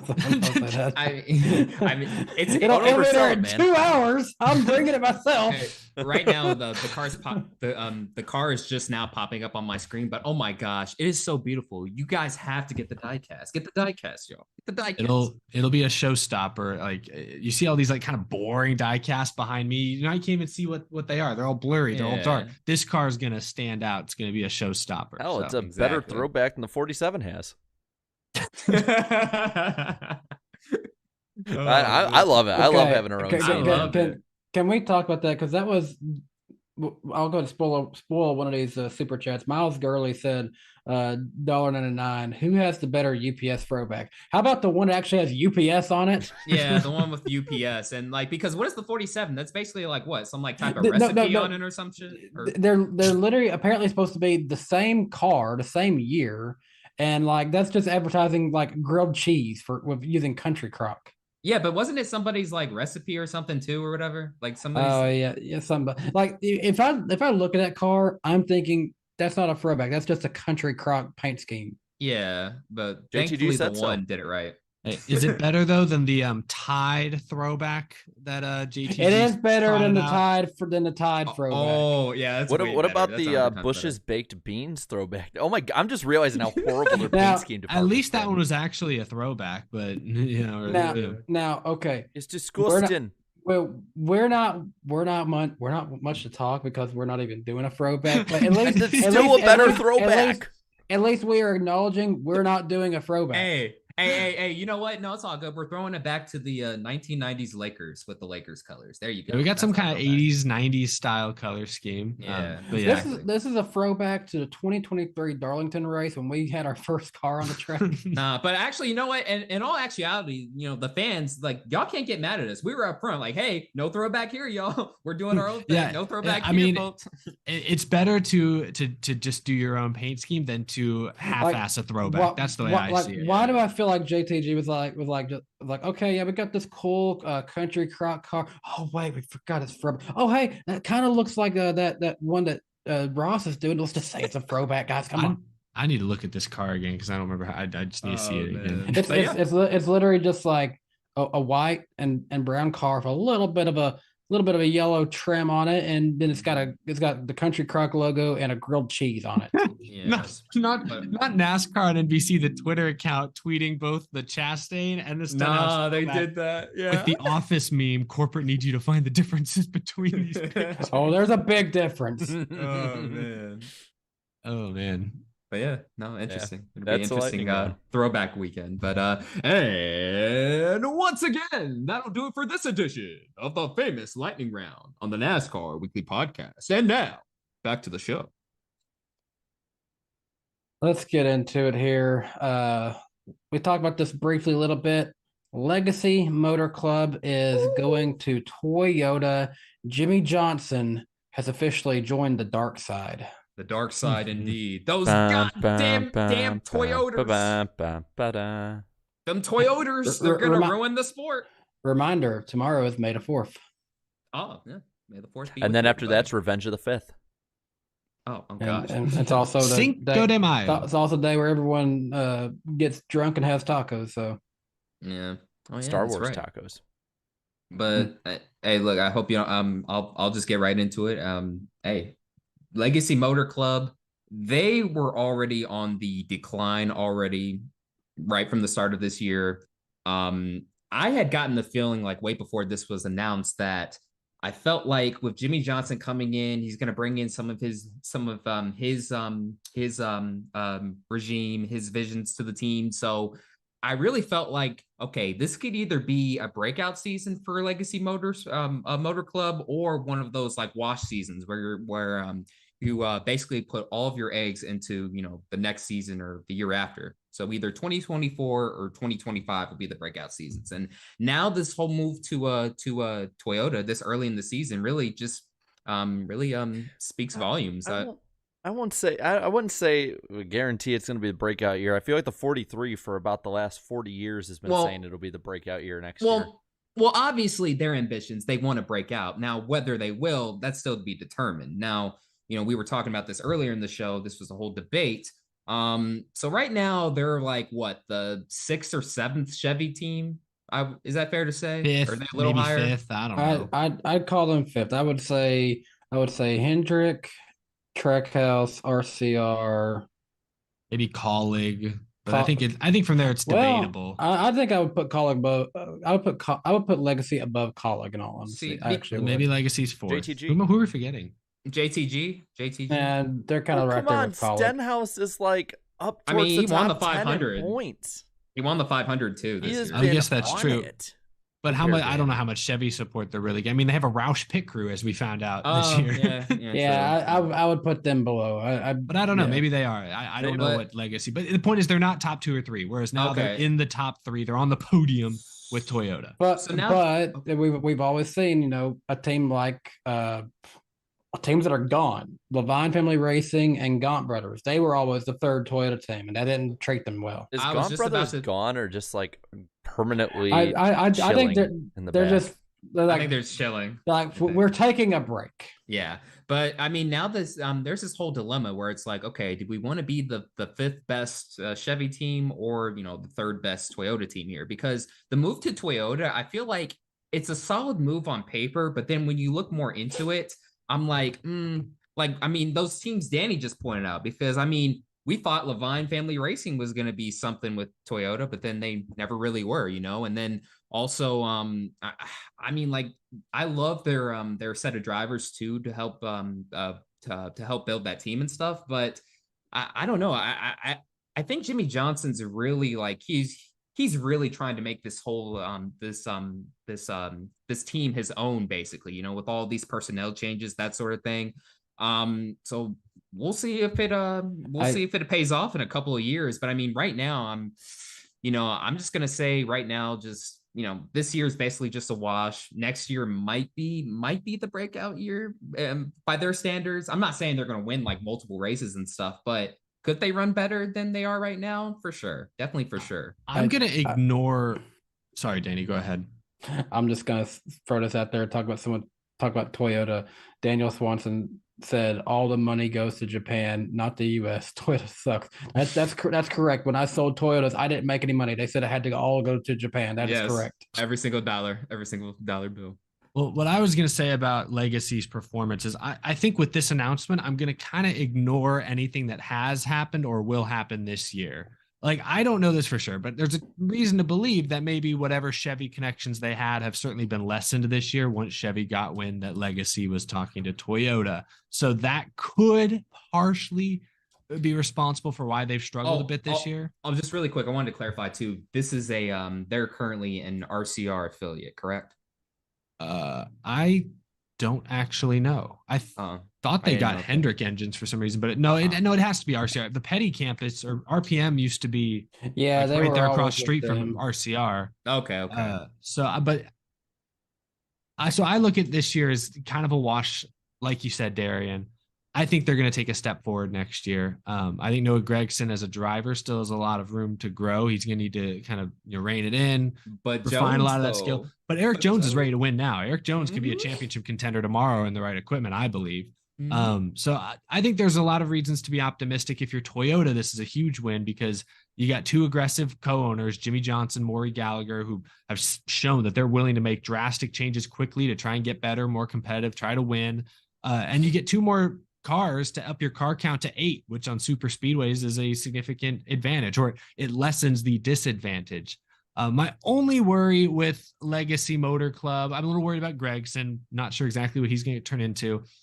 I know Maury Gallagher. I know that team. They've got deep pockets. There are other business connections. But have y'all noticed that the two Legacy cars have virtually been unsponsored for almost every race this year? I think Sunseeker and Allegiant are both like GMS or Allegiant related brands. Maybe it's sort of like a HendrickCars.com deal, and they are making some money technically, but it feels like those cars are mostly self-funded since Focus Factor is out and Ty Dillon's sponsors are gone. Guns and Roses. And even Guns and Roses for a race, and Air Force is there for like 3 races. And STP will be back. Carvana's future is sketchy at best, so we don't want to trust that one. We talk about these other Toyota teams. Levine Family Racing, I think, would have made it if the next gen car and COVID, didn't force a delay. If the next gen was introduced the year it was initially intended, I think Levine Family Racing is still here today. Furniture Row is a different story. Sponsorship deals, Barney Vista, whatever that was. RIP. That's a different deal. Gaunt Brothers, that was. I don't know what Gaunt Brothers was. I don't think it was ever really a thing that was going to go anywhere. So yeah, the history of that third Toyota team in recent years has not been good. Legacy, I think, is poised to make something out of this. Sponsor concerns, slightly. Noah Gragson concerns, slightly. But I like this. I think they will be better next year than they've been last year or this year. With me, again, it's all about where they land in the pecking order. Like, do they become affiliated with Joe Gibbs Racing? Do they try and do it on their own as just a full-on factory team? That's where I want to know where everything's going. Because if they start any alliance with Joe Gibbs Racing, they're kind of in the same boat 2311's in, except probably third in command on that one. And then I can't get it out of my mind. I know I'm playing into the joke. I'm joking in this, but I'm playing into the kind of stereotype. Can you imagine the hate NASCAR fans would have for Toyota if they ended up shutting down the 43 team? Oh god, hey Toyota! Oh my gosh, if y'all don't do it, Toyota, you're gonna be more hated than you already are now. It is interesting that Jimmy Johnson bailing on Chevrolet after years to now be a Toyota owner. I like it. Look, I like it. He's doing his own thing. He even asked, or no, he didn't ask him. He even told Rick Hendrick, like, hey, I'm going to be doing this. Hey, Rick Hendrick was like, hey, good luck with it. You know, Yeah. Jimmy Johnson wants to do his own thing, you know, respect. But how long has he been on the job for a few months now, right? I guess, yeah. Now, I got to ask you. Oh, go ahead. I want to know what Eric was saying. Oh, I don't know. I was going to say, well, you know, Jimmy Johnson switching to Toyota is weird, but a lot of Richard Petty fans are upset, you know, or are very concerned at the 43, assuming they keep the 43. I imagine they will, switching over to Toyota. But Richard Petty, how many manufacturers has the Richard Petty brand been associated with over the years? A lot, Yeah. like literally all of them. Pontiac, Dodge, Toyota, Exactly. Chevrolet, Ford. Dozens. So, you know, NASCAR fans have a lot of brand loyalty. Your loyalty is to the king. It's to the 43. He's still a brand ambassador. I understand you may like Chevys, you may like Fords more, but I mean, this is what Richard Petty did for years. This is why he was so fast. Same for the Jimmy Johnson fans. You know, you're a fan of Jimmy Johnson, not necessarily Chevrolet. But really there are Chevy fans out there, but I just wonder how they feel about him going to Honda and IndyCar for 2 years. I mean, truth be told, like, I got my Silverado because it was the right truck, right price, but I would easily take a Tundra, but I like my Chevy too. Yeah, but really quick, I was gonna ask, like, so Johnson's been on the job for a few months now, being the owner, right, or one of the owners. Yeah. I gotta ask though, and Chat answered this as well: is him making all of these changes so early into his regime a little concerning? At least it's like, hey, like, there was already like plans set in place before you had gotten there, and now all of a sudden everything's just, you know, complete 360 or what is it? Complete 180 or whatever you call it. Yeah, I think it is a little concerning. Yeah, because this is still a new team. Petty GMS wins a race at the end of last season. Well, no, think about it too. Rebrand, new personnel, now a brand new manufacturer, and we're only 11 races into the current season, you know? Yeah, it's a lot. And that's what I'm saying is last year they were starting to have success without Jimmy. Jimmy comes in, makes all these changes. One way to look at it is, yeah, it's maybe too much too soon. It's hard for a new young team to handle. The way I look at it, though, is Maury Gallagher, I want to say he's in his 70s. This is going to be Jimmy Johnson's team long term. I think it's good that he's having a say. His people are getting involved early on. You could see this as ripping the Band-Aid off. Petty GMS, while they did improve towards the end of last year, they weren't a championship contender yet. They were a borderline playoff team by the end of last season. So it's not like they were where they wanted to be yet. I think it's okay. Take a small step backwards now, clean reset. Jimmy, with help from Maury Gallagher and the GMS group, now they're set up for the future, hopefully. But again, hopefully this doesn't destroy everything because there's just too much turnover too quickly. See, I feel like you can just go either way with this, you know? Like, I mean, yeah, I was just speaking positively about it, but like the negative sides as well. I mean, we've seen former Toyota teams completely shut down, you know, like no, I don't. There's for one reason or another, you know. So I'm bullish. I think this is going to be good for Legacy Motor Club, but we won't know this year. Obviously, we won't really even know next year. We might start to get an idea next year. Like I think of 2311, their first year with Toyota, very inconsistent until they won at Talladega. That's a bar to set for next year. So if Legacy can at least do something like that, I'll feel pretty good. If they're way off from where 2311 was, then okay, maybe we start to raise some concerns. Likewise, Legacy, you know, they're probably got next weekend circled for them because they're the most recent winners at Darlington. You know, this could be a good chance for them to say, hey, you know, just because we're going to Toyota, we're still here. You know, they could easily, you know, try to go out there and contend for the win of Eric Jones again. That is true. And also too, like looking back, I was looking at some old articles. Actually, like Richard Petty and them, they've been looking at like switching to Toyota for quite some time now. Like, it's been talked about for a long time. Like even as far back as like 2017. I will say I did put out a video kind of calling it about a year and a half ago. So if I'm not mistaken, like it was originally talked about when they still had Bubba. Yeah, that Michael Jordan was interested in buying into them along with Denny Hamlin and just doing that route. Yeah. And then like even as far back as like 2017. Yeah. It's just interesting because back when those conversations were having, Legacy Motor Club wasn't what it is today. That team at the time was owned by Andrew Murstein and Richard Petty. The current team is owned by Maury Gallagher and Jimmy Johnson. So it's the same team, but it's not the same team. The biggest asset that they had at that point was the fact that they were an established name. They had a couple valuable charters that was, you know, of great, what they were looking for. We had GMS who planned to just come in anyway, so they had the 94 originally planned, and it just worked out that for all parties that that's what they wanted to do. That's what they ended up going with. So it all worked out in the end for all parties. Yeah. So we'll see if this works out. But hey, props to Jimmy Johnson for doing his own thing. They had to breaking try away from something. the Chevy. Yeah, might as well. Aggressive is interesting. I appreciate them being aggressive. Yeah, we'll see if it pays off long term. I'm just a little concerned about all these changes in such a short window of time. But hey, got to try something, so might as well. Yeah. But yeah, I guess that's really all there is to talk about with that one. Yeah. But Good luck. let's get into a little reckless speculation. For three of us in this call, we're going to talk about the hometown hero, Josh Berry, a little bit. Oh yeah, because from good old Eric can't talk about Eric's, not the whole time. Yeah, not from here. That's from right. good old Hendersonville, Tennessee. Josh Berry has made a name for himself, and they made a note about this on the broadcast. At one point, he was a bank teller here in Tennessee and was racing late models just whenever he could.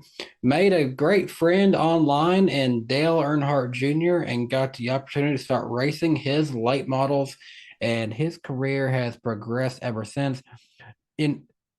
People forget about this. He actually did run some Xfinity Series races a lot earlier with JRM, but then just didn't fit in where they could put him in. And then ultimately, though, he got a chance in the 8, and it has worked out for him to progress into running multiple truck races for Chevrolet teams, to being a great substitute driver for Hendrick, for racing and other opportunities that have come along in the Cup Series, and now racing full-time in the Xfinity Series. He has won 5 times in the Xfinity Series, I think. And overall, everyone could say that they would be happy with the career that Josh Berry has had in his short time of his career. Hey, really quick, Danny, you might know this. Was Josh Berry classmates with Taylor Swift? Like for real? He was. Oh my gosh. Man, Yep. Small world. Yeah. She moved here late in her life. I think she finished it out here, I think. Okay. Actually, Finished out her life. How old is Taylor Swift? I have, She finished out her life. She finished her school here. Her school life. Her school. I actually have a friend of mine that me and John at the gym work out with when we're there late at night, who actually was in the same class with Taylor Swift as well in Hendersonville. Damn. Small world.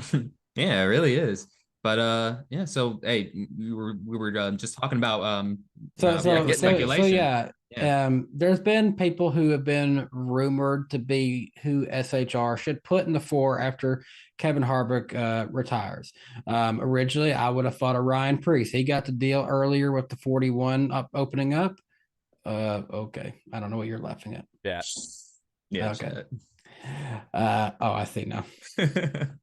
But anyways, so there's been people who have been rumored to be having an eye for the 4 car after Kevin Harvick retires. Some of those names have included Ricky Stenhouse Jr., also a part of KHI management. But now someone who has, thanks to another podcaster in the NASCAR world and a few people associated with a certain t-shirt brand about couches and racing, there have been some rumors going around that Josh Berry could potentially be the next driver for the 4 car. And well, now today it was announced that he has been signed with the KHI management group. Yeah, well, it really goes back to Larry McReynolds last week on SiriusXM made a comment that Berry has already signed a deal with a Cup team and it could be announced in the next few weeks. And everyone's like, oh, okay. Who is it? And then Clint Boyer during the race Monday, during the broadcast, made a comment that it's going to be maybe a super team that Josh Berry races for. So everyone's like, okay, well, Hendrick has no openings. Penske, I don't think has any openings. Gibbs has the 19 potentially, but I think they want Truex back. So it has to be SHR. And now the news from Adam Stern that he is signing with Kevin Harvick Incorporated Management. Unless this is the biggest red herring in the history of NASCAR, it seems like Josh Berry to the 4 car, maybe the 10, but probably the 4 car is very likely. But it is just a rumor. I want to ask you guys, though, let's assume this is true. Let's assume Josh Berry does go to Stewart-Haas Racing. who becomes the leader over there? I read a racer.com article where both Kevin Harvick and Eric Almirola were talking about Chase Briscoe and the leadership qualities he's kind of demonstrated and how they think he could lead this team, but he would be the youngest driver there. If Barry at 32, Preece at 32, if they're there, if Briscoe at 28, Almirola, who's in his late 30s, I think, but he's closing in on retirement. Chase Briscoe's the youngest driver there, but could he become that new leader in time the way Kevin Harvick has been? He's definitely a mature racer. I would see him being that, but also you look at Chase Briscoe and he's technically in the flagship car. The 14 was the original number there when it opened up with Tony Stewart driving it. And then the 39, which they've since said, goodbye, we don't want that ever again. But the 14 is the flagship number. It's kind of like today, the 5 is kind of the flagship number of Hendrick. That was their first one. Wasn't their all-time most successful, but it was their first one. It's one of the most iconic numbers that they have there. Versus this, while the 4 was made very famous for them by Kevin Harvick, winning a championship, winning probably way more races than I think the 14 has in its time. But the 14 is still what I would consider the flagship number. So Chase Briscoe has huge shoes in that one, but who steps up, very well could be a Josh Berry. Well, I think it's experience on this one. I mean, yes, he's the youngest guy there, but there were times that Chase Elliott was younger than some of his teammates, and Chase Elliott was seen as the leader of Hendrick. I think it's experience in the Cup Series over everything. I mean, yes, Ryan Preece had been in different cars in the Cup Series, but when it came to being in an SHR car, year one, Eric Almirola, I guess, could as like a veteran presence, maybe, but you don't know whether or not, like, what kind of fit he'd be having in that role, whatever. So maybe he would, but from the sounds of it, it doesn't sound like Almirola is going to stay around all that long. I guess if they brought in a veteran, that's the only one I could really see being a leader, because I wouldn't put it on Josh Berry as a rookie. I wouldn't at that point. It's too much, and he doesn't have the experience to do it. I agree with you there. Let's say 3 years from now, let's say 2027.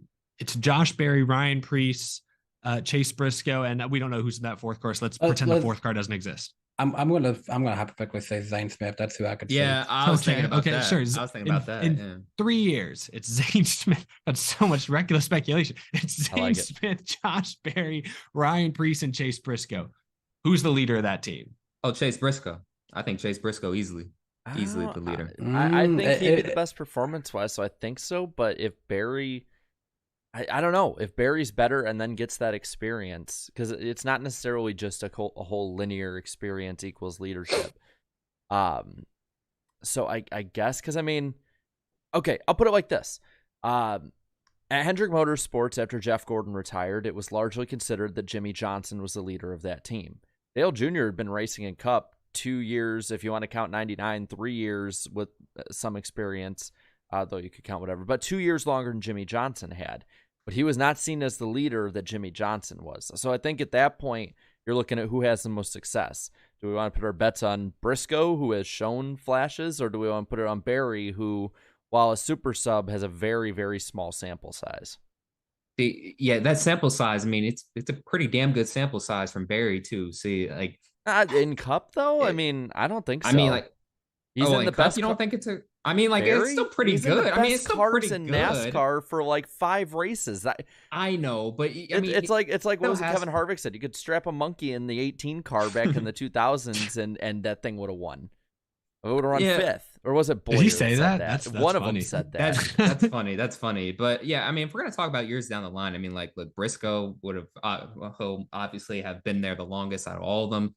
I think he'll be a lot better by that point. At least I'd hope he would.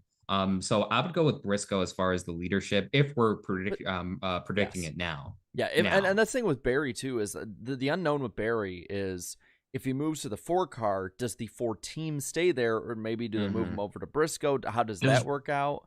Does Rodney Childers stay? He seems to have Exactly. indicated that he wants to leave when Harvick leaves. Because all of the stuff that Berry has done incredibly well, I don't take that away from him that he's done well in his subbing role, is with Blake Harris, who is widely considered one of the best up-and-coming crew chiefs, and Alan Gustafson, who's probably in the top 5 crew chiefs in NASCAR, with the best cars out there with Hendrick Motor. Yeah. How does he do? Because we thought Priest was going to do good this year, and while he's shown flashes too, ain't been it. Yeah. But really, Storehouse Racing, man. When I look at this rebuild as a whole, though, and I might as well talk about this since we're on reckless speculation time on the NASCAR Weekly podcast. But man, this rebuild is scary when you think about it, because yes, you're going to lose Almirola, Kevin Harvick, 2 veteran presences within the team, but let's talk about this. Chase Briscoe. I mean, the jury is still out, out on him, consistency wise sometimes, but when he's on, he's on. Ryan Preece, I still have, very high hopes for, but man, those final 2 rides, if they get a Josh Berry for the 4 and let's say a Zane Smith for the 10, ooh, that's a very interesting team. I like that. I like that, man. That's really good. I'll just ask y'all this. Do you think, is there ever a chance that Herbst gets to be promoted with them, or does Custer ever come back? Well, I think there's a chance for both. Because with Custer, you have the family ties there. So I feel like no matter what, he'll be involved some way with Ford. And with Herbst, if Monster sticks with him, you got easy sponsorship coming up. Then you also you have to look at down the line too. Haley Deegan, sponsorship lined up, even if she's not ready. Which Monster, they're with multiple teams. I don't think that, their biggest thing is they like being in NASCAR. I think from a financial side, it didn't make as much sense for them to be a title sponsor anymore. But they're around for a long time. I will say they've stuck with Haley Deegan, and if we're talking 3-4 years down the line, say whatever you want about her being ready or not, the sponsor will start pushing at that point. Drivers they get with, they seem to stay loyal to them, because they was loyal with Kurt Busch ever since KBM days, and once they got connected with them, they were off and on with Kyle before Rowdy Energy came to be. So once they get with a driver, they tend to stay with them. Hey, Fly in the chat brings up a good point really quick. What about Todd Gilliland? Is that something that was... Where does he go? Todd has been fighting for his right to be there, and I appreciate that. He has been proving everyone wrong. Oh my God, this is my parents raising me, right? As soon as I heard "fight for your right," I'm like, "Tupac." Oh my God! My God! I don't. If we're gonna look at the whole Ford camp and what could move where, don't underestimate Front Row growing more. I mean, they've grown into a championship-winning organization in the Truck Series.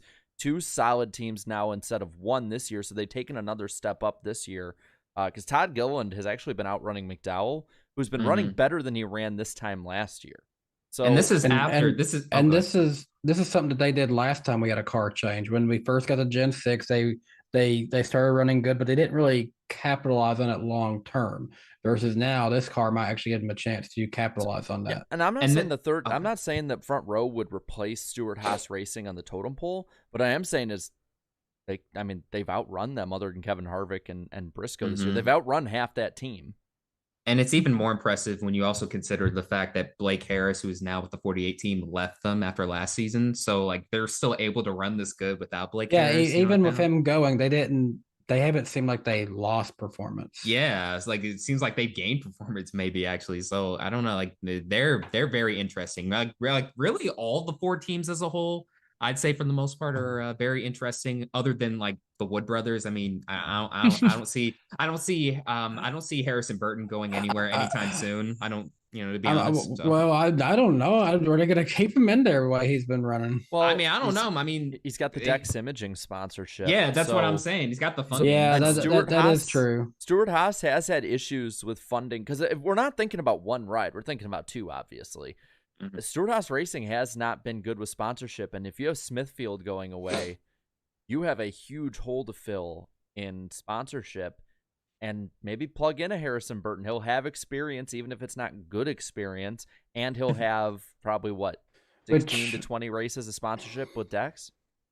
They've seemingly, for the last few years, they've relied on having somebody in the 21 who brings something there. With Paul Menard, obviously it was Menards. With the Benedetto, it was Also Menards, because they decided to go with him. For Cindric, it was going to be Menards because they were going to be willing to work with him, and then the deals changed, and then it was Burton with Dick. So there's all kinds of factors that have to be played into the 21. I think it's just Ford's going to be very interesting to watch both this silly season, and they probably the already next are. 2 or 3.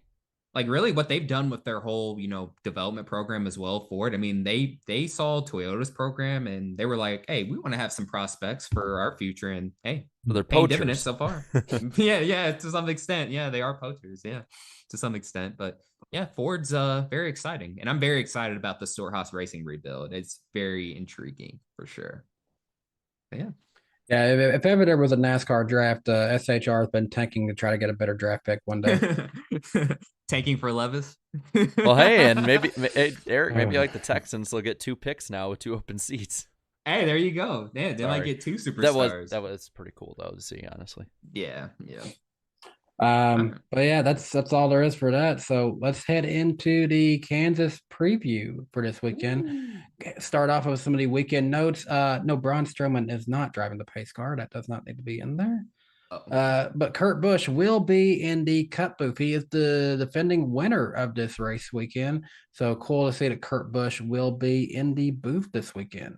The Cup Series race name is the Advent Health 400. This is a 267 lap race.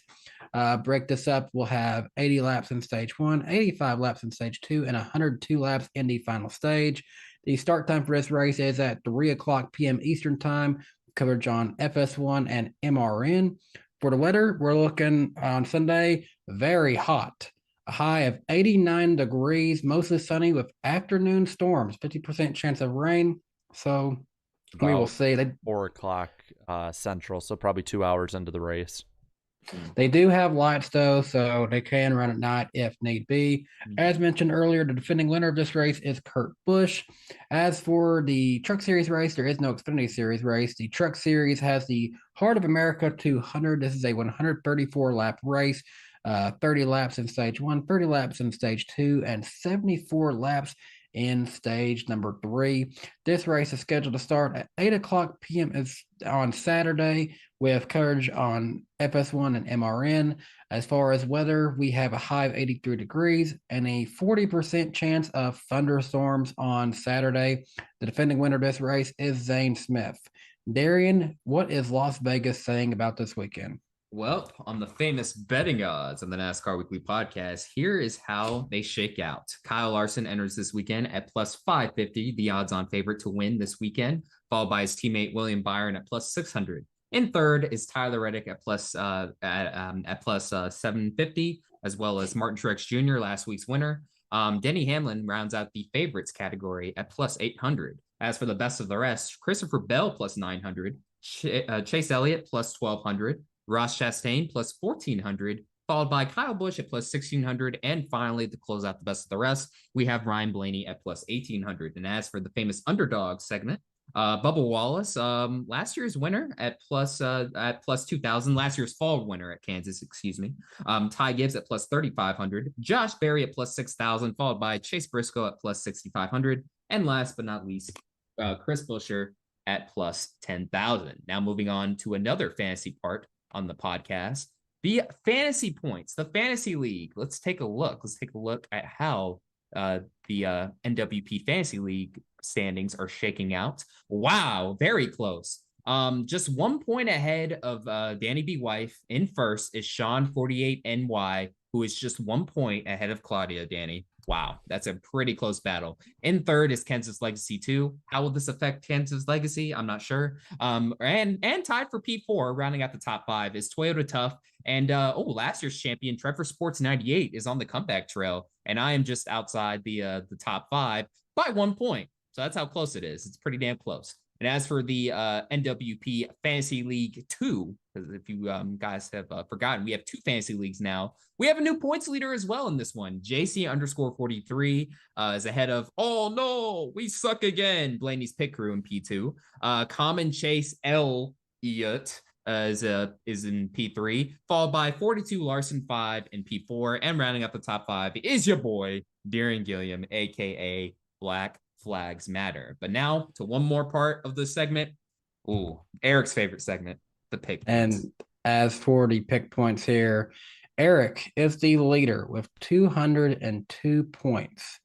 In second place is the chat minus 11. In third is Jarrett minus 37.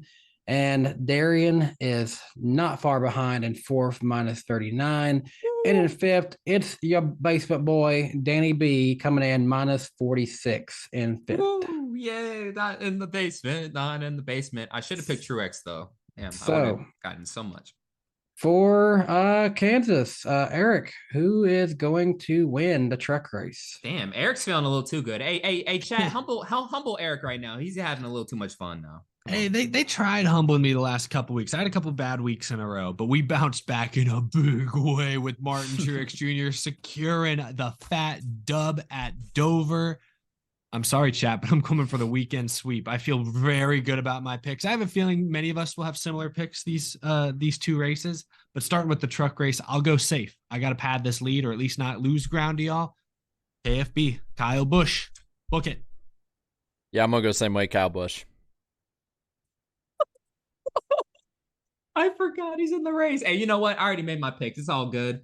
Got to go different anyways. Zane Smith, take me home, buddy. Take me home. Take me to the promised land. I like it. That might be a fast track. Get me out of the basement. Kyle Busch. I forgot Busch was racing. I'm like, you know what? I'm not going to change it. I'm going to stick with it. And I respect it. Well, I am seeing a fair amount of 38 versus 51. I'm genuinely surprised there's not as more ThorSport votes. Like Ben Rhodes, I figured it'd be good. Ty Majeski. Hey, I gotta be honest though. Yeah, we gotta poll this. It's even. I am. I'm doing 51 and 38. Come on, chat, join me. Let's go. Let's go to the promised land together, baby. No, he just needs to lessen the blow if Kyle Busch wins. All right, answer me right now for trucks. Nick Sanchez dominated the last mile and a half race. Yeah, I looked at the stats though. He did nothing else the rest of the season so far. But that we haven't done any other mile and a half.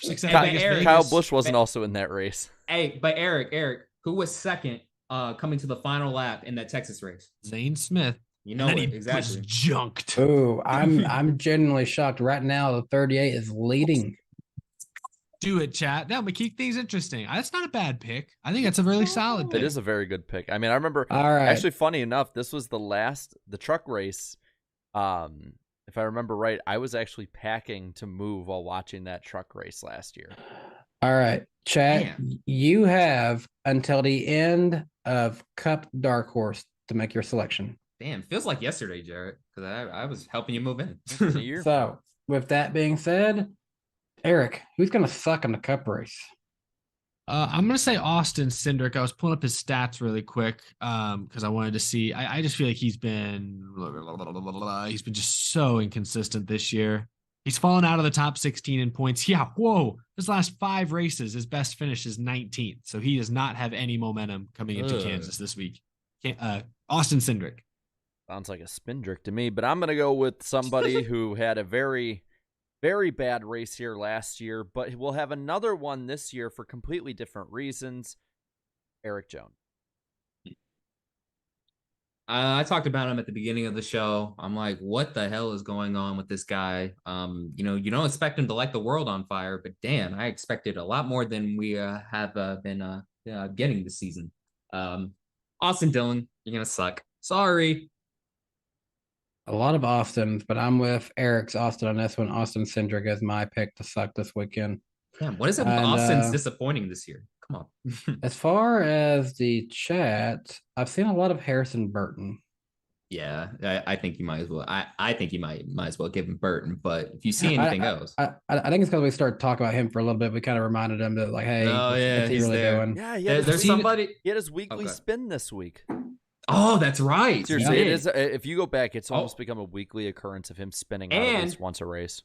And he almost spun out into Truex. I think it was coming onto pit road, I believe. And right, that was in front of Truex. That's right. Oh man, behind him. Yeah.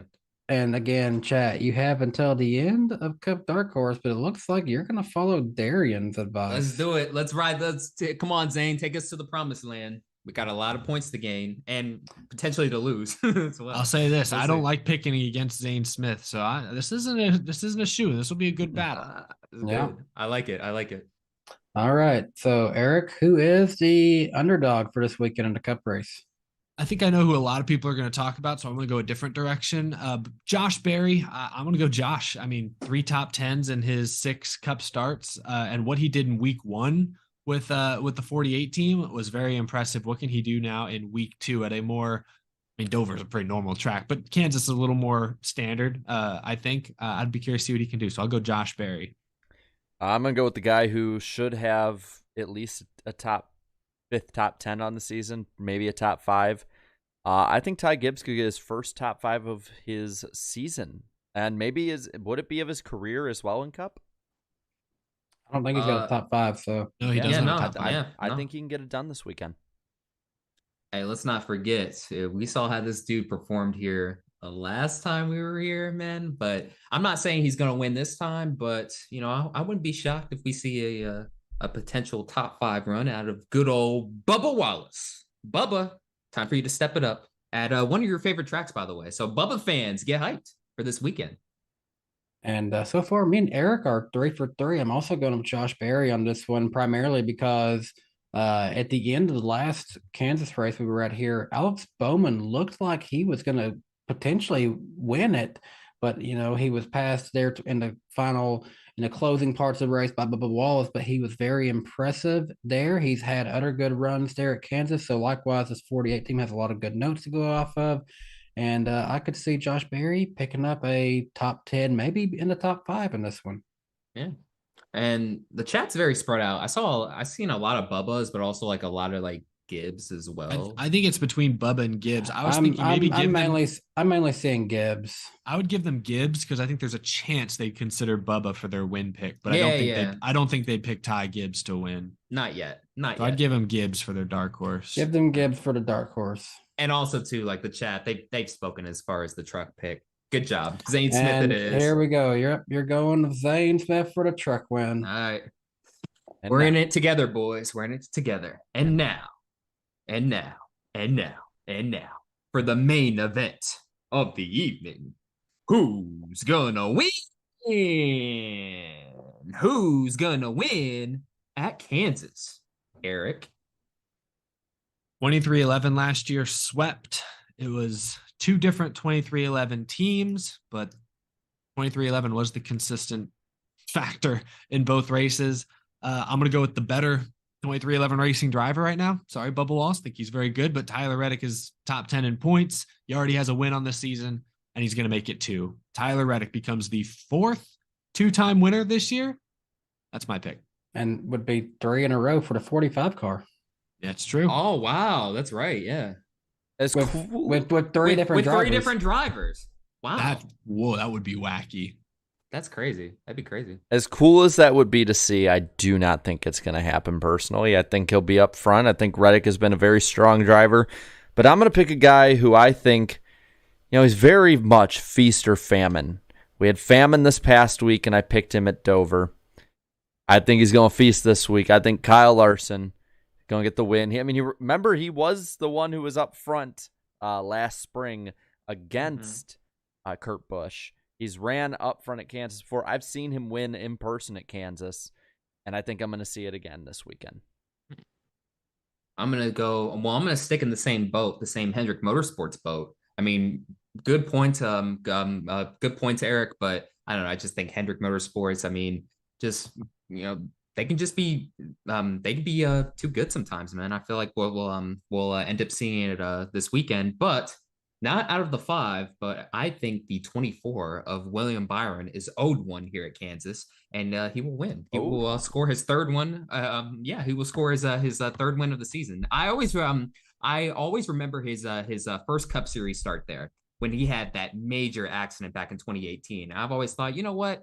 One day he's gonna avenge that horrible wreck and get a win. I feel like this weekend's that weekend. So William Byron, bring it home, baby. I liked Eric's thoughts, and I do think 23-11 Racing is a team to beat. But I think this year, Bubba gets it done in his car. He actually will take the 23 car to victory lane this weekend at Kansas Speedway. Bubba Wallace is my pick to win this weekend. Ooh, As for the chat, I've mainly seen a lot of 5s. Come on with me.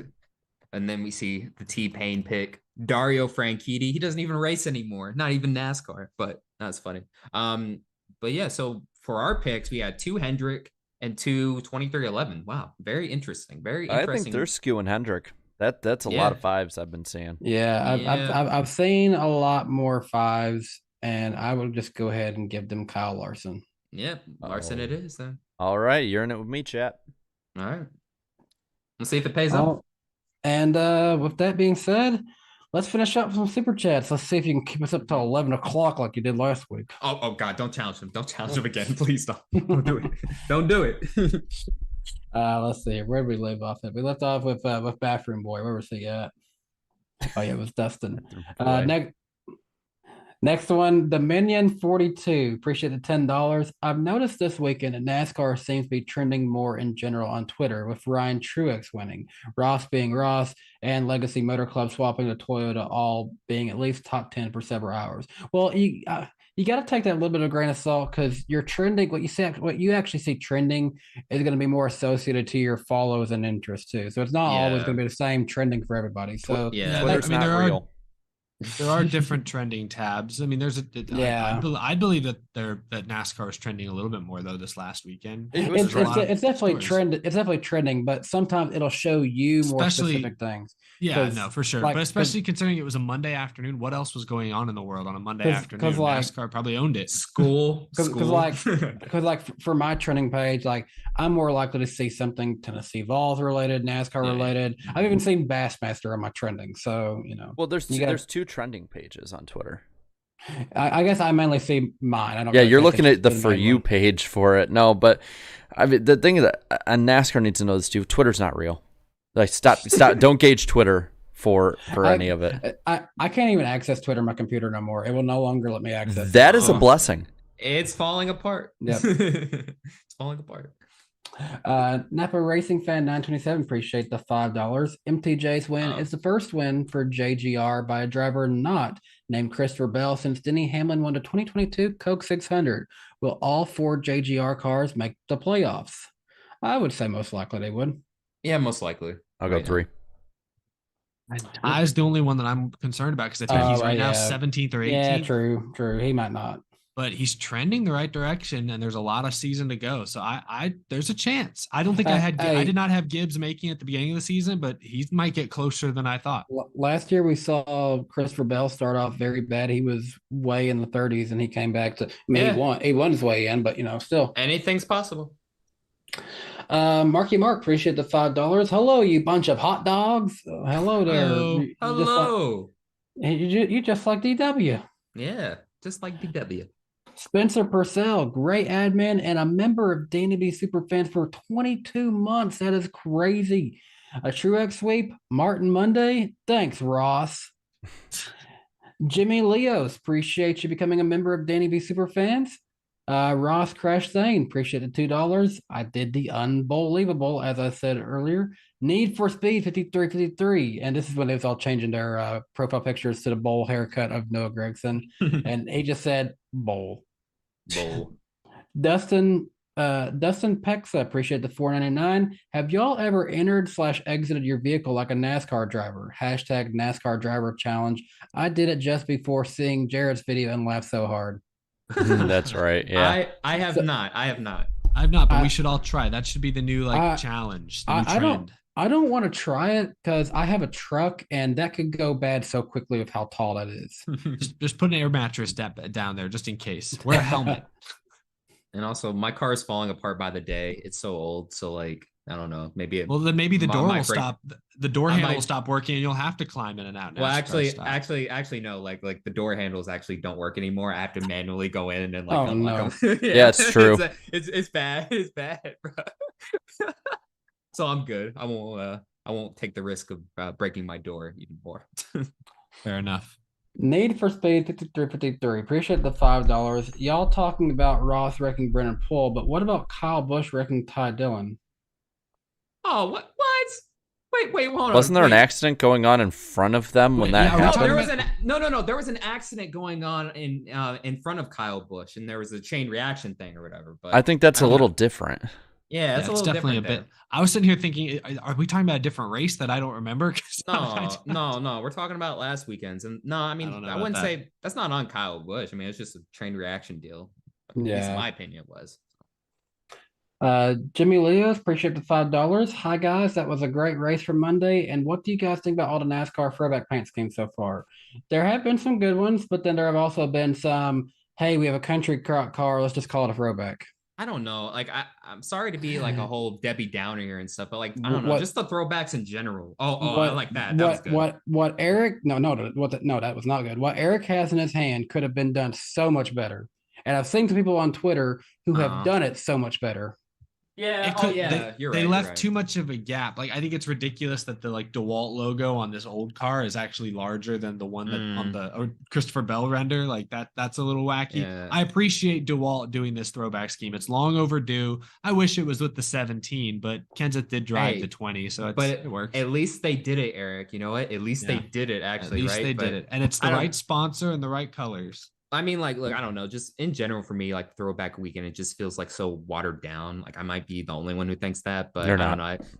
I thought the Christopher Bell's throwback was pretty cool, but I don't know. Just for the most part, like I still like it. I like it. It's been taken down a notch. I feel like. Yeah. My problem is I've seen a few throwbacks this year already that are the companies throwing back to their own old logo, and that just no. No, I don't give a shit about your old logo. Really quick. I want to ask Jared this. What do you think about the 10 throwing it back to Dale Jr.'s 2001 scheme? What do you think about those types of throwbacks? It looks good.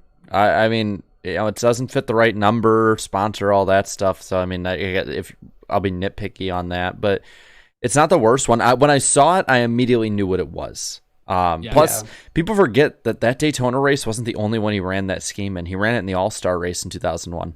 Oh, yeah, he did. That's right. Yeah, that's right. And that with Eric Almirola, he was the last driver to drive the 8 for DI, wasn't he? Yes, Guitar Hero. Then we should have that be the throwback and get sued. 2009, yeah, 2009. So, but and he also has a tie. He ran for Junior Motorsports for a little bit, so there is an appreciation for Junior a little bit, so it's kind of cool to see him throw back to him a little bit. But really quick, whoever's running his Twitter, W, because they were like roasting some people. Just saying L. Yeah, just L, just a simple L. I even though I know that was probably an admin, part of me wants to hope that was just Eric's just that hip and he just did that. I don't know. Eric seems too old, man, to really care about that stuff. I don't know. You never know. That kind of stuff. Yeah. Let's see. Sergeant Mustang, appreciate the $5. Ross Chastain is taking this Florida man thing too far. Oh God. Florida man hated by entire NASCAR circuit. Oh man, beloved and hated, man. Hey, he's something, man.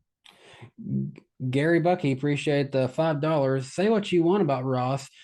He got 4 of my old NASCAR friends who haven't watched in 5+ years back into the sport. He's so entertaining to watch. Hey, that is a good thing. NASCAR, y'all gonna market this guy? I did see several people who said that they would start watching, they'd start cheering for Ross after the thing at Martinsville. But likewise, I also saw a lot of people saying that Josh Williams was their guy after Atlanta. So yeah.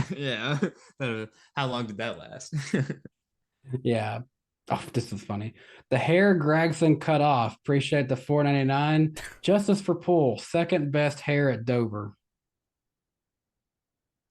Behind Noah's, I guess. Behind Noah, yeah. Behind Noah's, of course. Yeah. And also, chat, y'all don't know how to spell the alphabet at all. Let's see. What are they doing? I don't know. I thought they were going in order, but I guess they're not. I don't know. I'm just gonna say W for Wumbo. There you go. Ross Chastain, appreciate the $2. I'm a Ross fan. I embrace the joke. Be like me. That's true. Yeah. You do embrace it.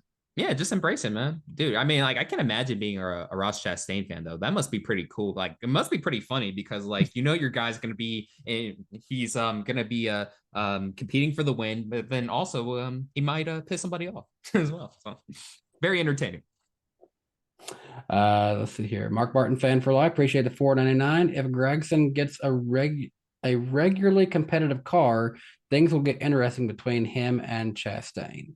Yeah, that would be interesting to see kind of like how he could compare getting a little bit faster equipment. Yeah. We'll see if that switch to Toyota helps that out. Gary Bucky, appreciate the $5. It's all fun and games until you realize Hamlin wrecked the exact same car the same way for just about the exact same place earlier at Richmond. LOL.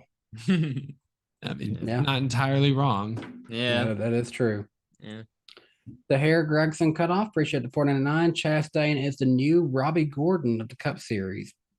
But only he wins more. That's the thing. He's more consistent. Yeah. Doesn't he have less wins as Robbie Gordon at this point? Oh wait, he does. Yes. How many wins did Robbie get? How many he got 3, right? Three. That's right. You got to remember he won a little bit in the early 2000s and 1990s. That's right. No, my bad. Never mind. No, they have the same amount of Cup wins. That's right. Wait. How many did they each got? No, Ross has 2. Yeah, Ross has 2. Robbie's ahead by 1. My bad. Okay. God, I forgot he won twice in now. I think in the grand scheme of things, Ross will have more. But damn, you would think he would have more wins than Robbie Gordon by now. But no, technically, factually. So no. this means that eventually Ross is going to start an energy drink company and a super truck series. Yeah, and then get sponsored by Jim Beam with his own team. Oh, yes, and run literally every manufacturer in one season. Yeah. Chris McIntyre, appreciate the $5. Dover has more than earned its continued spot in the schedule. 2 years in a row of good crowds on a Monday and great racing product on the track. I agree. They've earned the place, but maybe we need to reconsider the date, but also just keep them at 1 because I think you appreciate something when you only have one chance to go there. Oh. Will Griffin, appreciate the $5. As a Dover/Pocono fan, I think NASCAR just needs to force all tracks to add lights. I live near both tracks and it rains no matter when they're racing. The problem is with Dover, you can't because it's by a military base, so you can't add lights. By a military base, can't do that. Pocono would be way too big of a project to worry about that. Is that and they don't get impacted by rain that much at Pocono. Yeah, they do. It always raining in Pocono. Yeah, but I don't remember any racer recently that's had a rain delay. It fogs in Pocono. I guess one time that happened. One time. Yeah, but I'm saying it rains a lot in Pocono. Like, hey, fog issues, rain issues, but like I don't know. No, we have a lightning rule because of Pocono. Yeah. One time that happened. Oh yeah, somebody died too. Yeah, I'm betting that one right. person wished it wasn't one time. That's right. Oh, okay. God. Yes, I'm sorry. I feel like such a butthole now. No. I had forgotten about that until shit happened recently. Yeah. Fly, which is actually Cito Brown. Appreciate the $4.99. You thought you killed me, but I'm still here. Oh no, you splattered like an hour ago. Oh, and you're still half of you is still sitting right over there. I see, just on the. I thought he was gonna say half of him is still alive. No, just not half of him. I guess the other half of him exploded. The fly I used to be. She ranked 244. Appreciate you becoming a member of Danny B Superfans. Need for Speed 5353. Appreciate you also becoming a member of Danny B Superfans. Tyler Tinsley, appreciated the $1.99. I was there on Monday. April Dover is better than summer Dover to them. Oh, okay. Cool. Glad you liked it. Brian Jenkins, appreciate the $10. Dover is my very local track. I live 15 minutes from the track, and I work a literal stone's throw away. What do you guys think the future holds for this track under SMI ownership? I think the future is what you see it. It'll stick around with one date. Yeah, no, I think it's bright. Just keep the one date. Just keep, keep promoting that weekend and stuff. And yeah, you have a secure spot on the Cup Series schedule. You can't get rid of it entirely with the region it serves and the crowd No. it's pulling in, even on Mondays. And You got to keep it around. Just the established Dover to monster, that's just It's iconic. Like I no way NASCAR ever gets. And there's a rid of that casino track. in the backstretch. I'm sure that's raking in good money on race weekends. Mhm. And SMI, they don't acquire something if they don't have some kind of goal for it. So They got a plan for it, yeah. So just look out for the fairgrounds. I think the plan was to get rid of a date for the super speedway for a couple of years. Yeah. Let's see here. Need for Speed 5353. Appreciated $2. Eric, stop eating your pen. I dropped it on the floor a little while ago. Were you eating your pen? He does it often. I like doing things with my hands, my fingers. So I'm like, I don't know, just putting things around. So you're like Ricky Bobby. I don't know what to do with my hands. I don't know what to do with my hands. And then as you're talking, they just come up and then put them back down. Rowdy every point. Appreciated $2. Look back at winners in 2023. There's no shockers. Well, Stenhouse. I mean, Stenhouse winning the 500, maybe that's. But he's good at super speedways. So Yeah, true. Yeah, I think we got to call that one a shocker. Beyond that's the only shocker, really. Yeah, we could argue Kyle Busch having 2 wins is a shocker, but also RCR won 3 races last year. Exactly. So. Yeah. NASCAR Bluey Taco Box 924. Appreciate the $2. Will there be a first-time Cup winner full-time or part-time? Potentially. Wait, is there going to be a first-time winner at some point this year? Yes. I mean, Ty Gibbs. Ty Gibbs. I can see Ty Gibbs. Yeah, maybe him. But the thing is, most of the Cup field has won now at this point. There's not many out there that have it now. I mean, Harrison Burton hasn't been horrible when he's not wrecking at super speedways. I won't roll out a Corey LaJoy on a super speedway. And I'll just throw in a Ryan Preece there just as a wild card. Oh, yeah, Ryan Preece. I got to consider Ryan Preece. Have a good shot. Blue Jimmy 48 fan, appreciate $10. It sucks as a lifelong Jimmy Johnson fan to see my hero no longer be associated with Chevy after all these years. But for people to say Jimmy straight up killed Legacy Motor Club are completely delusional. I agree with that. Wait, we still have time for that. No, I'm kidding. I'm kidding. I mean, he's pretty much inherited what was a sinking ship. So how can you kill something that you just started on, bro? He just started. Come on. You pull the plug. Literally, it is the equivalent of a boat that was taking on water, and now someone has stepped in to try to help you get more water out of it and try to save it. Yeah, I don't know. I feel like a lot of that is just fans being nostalgic, the Chevy and the 43. Guys, it's over with. You as a fan a Rams fan can kind of feel it. It's like, oh, how you ruined it. Well, we were 1-15. We can't get much worse.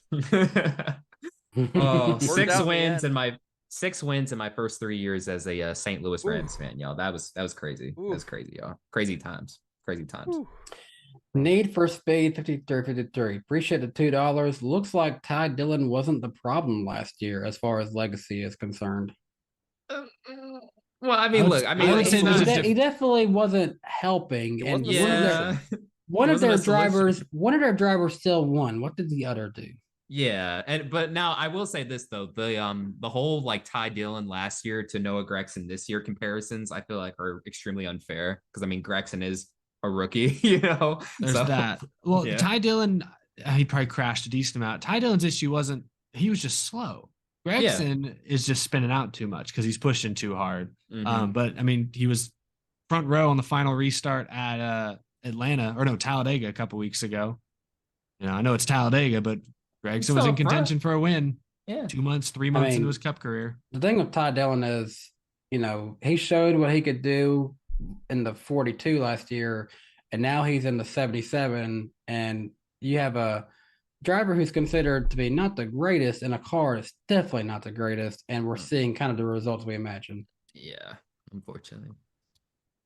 Let's see here. Antar Das, appreciate the $4.99. As a Toyota racing fan, bring on more of them cheating Toyotas.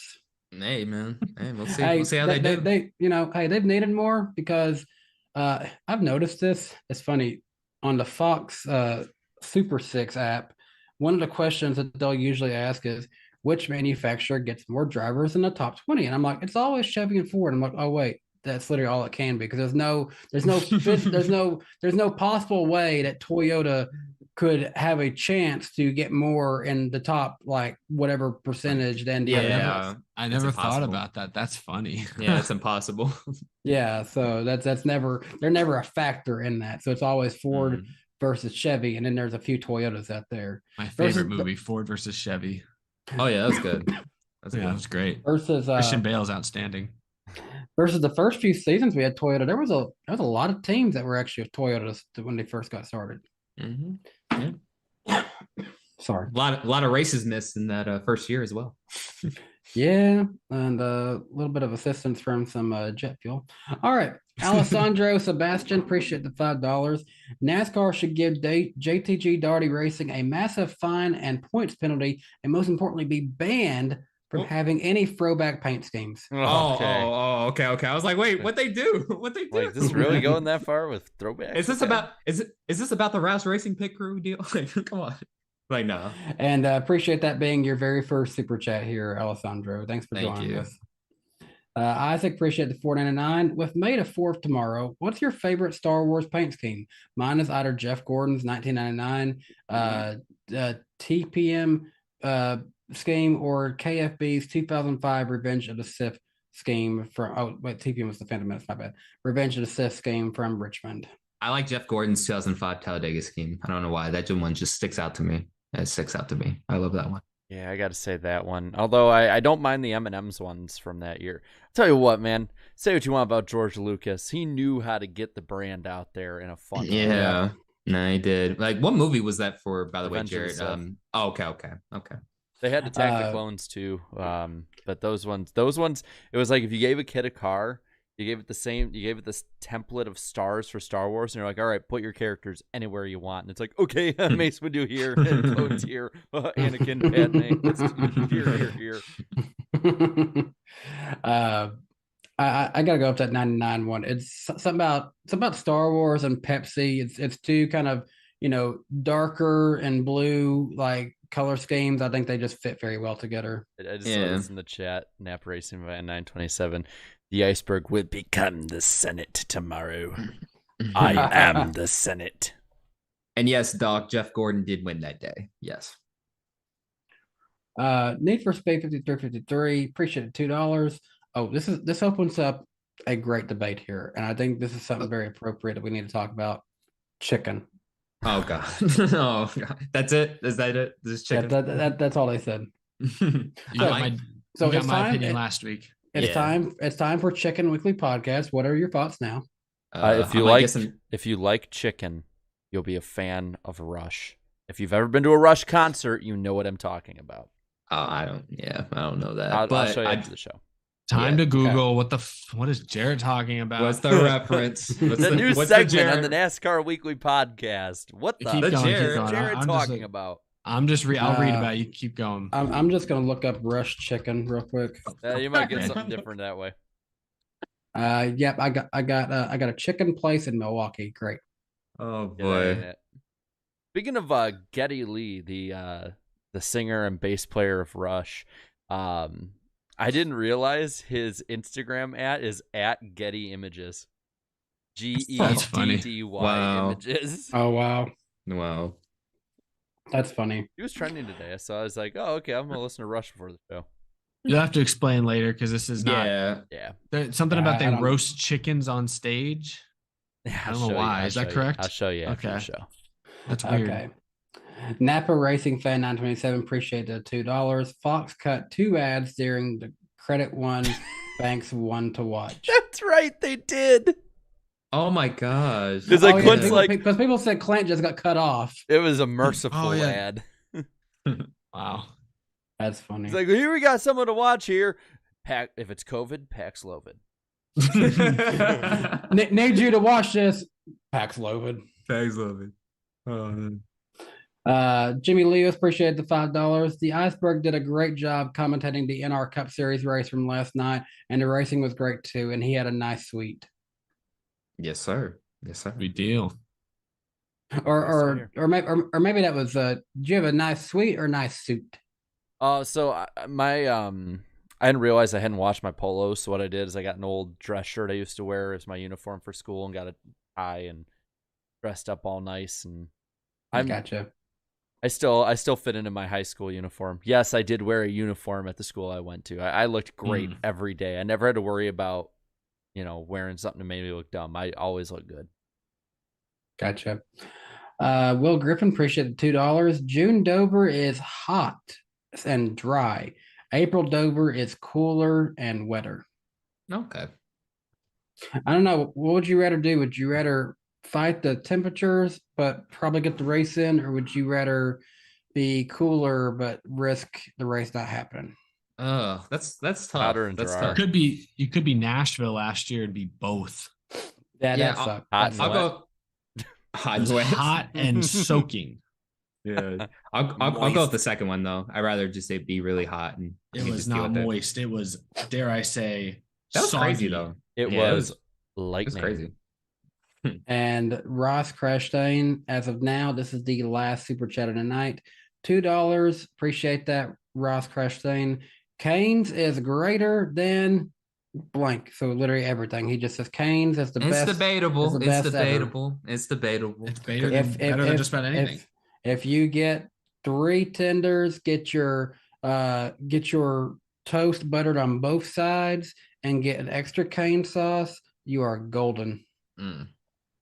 You got to get Oh, the yeah. box combo, sub the coleslaw for an extra toast. You got to be yeah. economical about it. Yeah, I don't trust anyone who lets coleslaw touch that box. You need either more Yeah. fries or another piece of toast. Yeah, like who the hell eats a coleslaw at freaking Cane's, y'all? Like, come on now, don't be a weirdo now.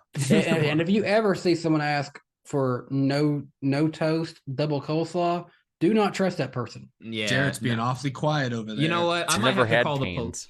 Yeah, he never Oh, had. okay, it. all right. Have you ever had I might- coleslaw? Are you a coleslaw guy? I don't like coleslaw. All right, then you're in the crowd. You're in the cool crowd. Jarrett had a chance to have Canes, and he had Panda Express instead. Yeah, I did? I Yeah, think at the Tennessee football game. Did you even eat anything, or did I didn't think I don't no, I remember. didn't think I ate anything after the game. No, I'm pretty sure you ate something. No, I I- ate something when I got home, but I didn't. Oh, okay. No, I didn't have See, it was so anything. long ago. See, I remember Jerry being just so cold and stuff, just trying to warm up. Cold. Yeah, that's true. I wasn't cold necessarily to say. Oh, No, you were freezing. I saw you. I Hey, wasn't. No, freezing too, no, it shit. was not. I was cold. I was sitting there like, oh, my Ugh. dad's back at home in a hot hotel room watching the Notre Dame game where they're winning. I could have watched Notre Dame. I Okay. lost my Notre Dame hat. You lost it. I lost it like that week. I was like, I'm gonna wear this to the game. Nothing go wrong. Looking Nope. for it the night before. I'm like, well, shit, I can't find it. And by the way, Claudia reminded me that when you get your toast butter on both sides, they literally call that Bob's. I didn't know that. I didn't know Buttered that. on both sides. That's interesting. Yeah. I like that. Yes. So if you Okay. if you get a few of those, they'll say like one Bob or 2 Bobs or something like that. So, Gotcha. but All yeah, right. that'll do it tonight. Join us next Wow. week, Wednesday night, May 10th at 8 p.m. Eastern time over on Eric's channel, and Hey. we will have a great week as we go over everything from Kansas, as well as talk about the upcoming Darlington weekend. We the are podcast party bus. We are almost a week away, guys. Almost a week away, chat. Just couple more Sundays. Oh, I can't wait. I look It's evil. gonna be Gonna be awesome. Appreciate all y'all. Look at my eyes. I look evil. Oh yeah, no, you look very evil. You look very evil, bro. But- You look like you're about to control the Senate. See, the shirt smells nice. Senate. And real quick before we go, Jimmy Leos, appreciate the $5. Did you guys hear that some NASCAR Cup races only going streaming for 2025? It's I a heard rumor right they're now. talking about it. I wouldn't buy into it too much right now, but we'll see what happens. They're It'll talking probably about happen, it. but we'll find out details later this summer, probably. Yep, for sure.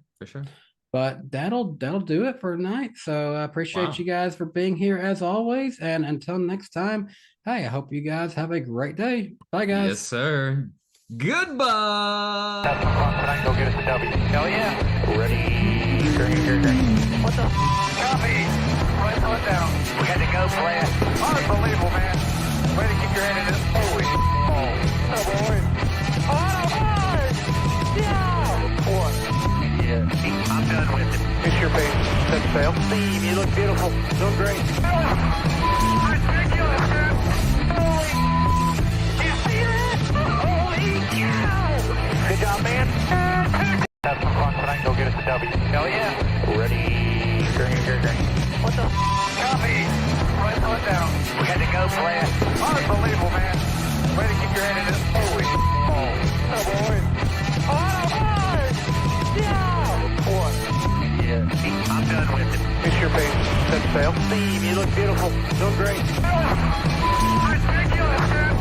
Holy. Do you see that?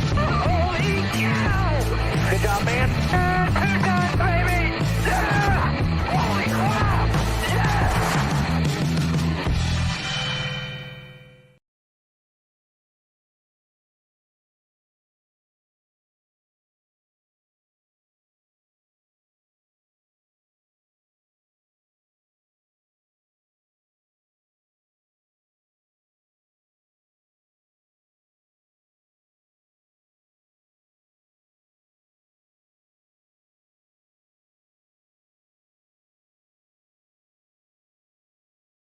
Imagine if we just like kept going, guys. What would that be like? Hey guys, welcome to the NASCAR Weekly Podcast. I messed up the intro earlier, so they gave me another chance to do it again. Yes, Look we're at my doing another hair. show again. We're restarting. Yep, restart. Strap in. We got a show to talk about. Martin Truex Jr. No, we're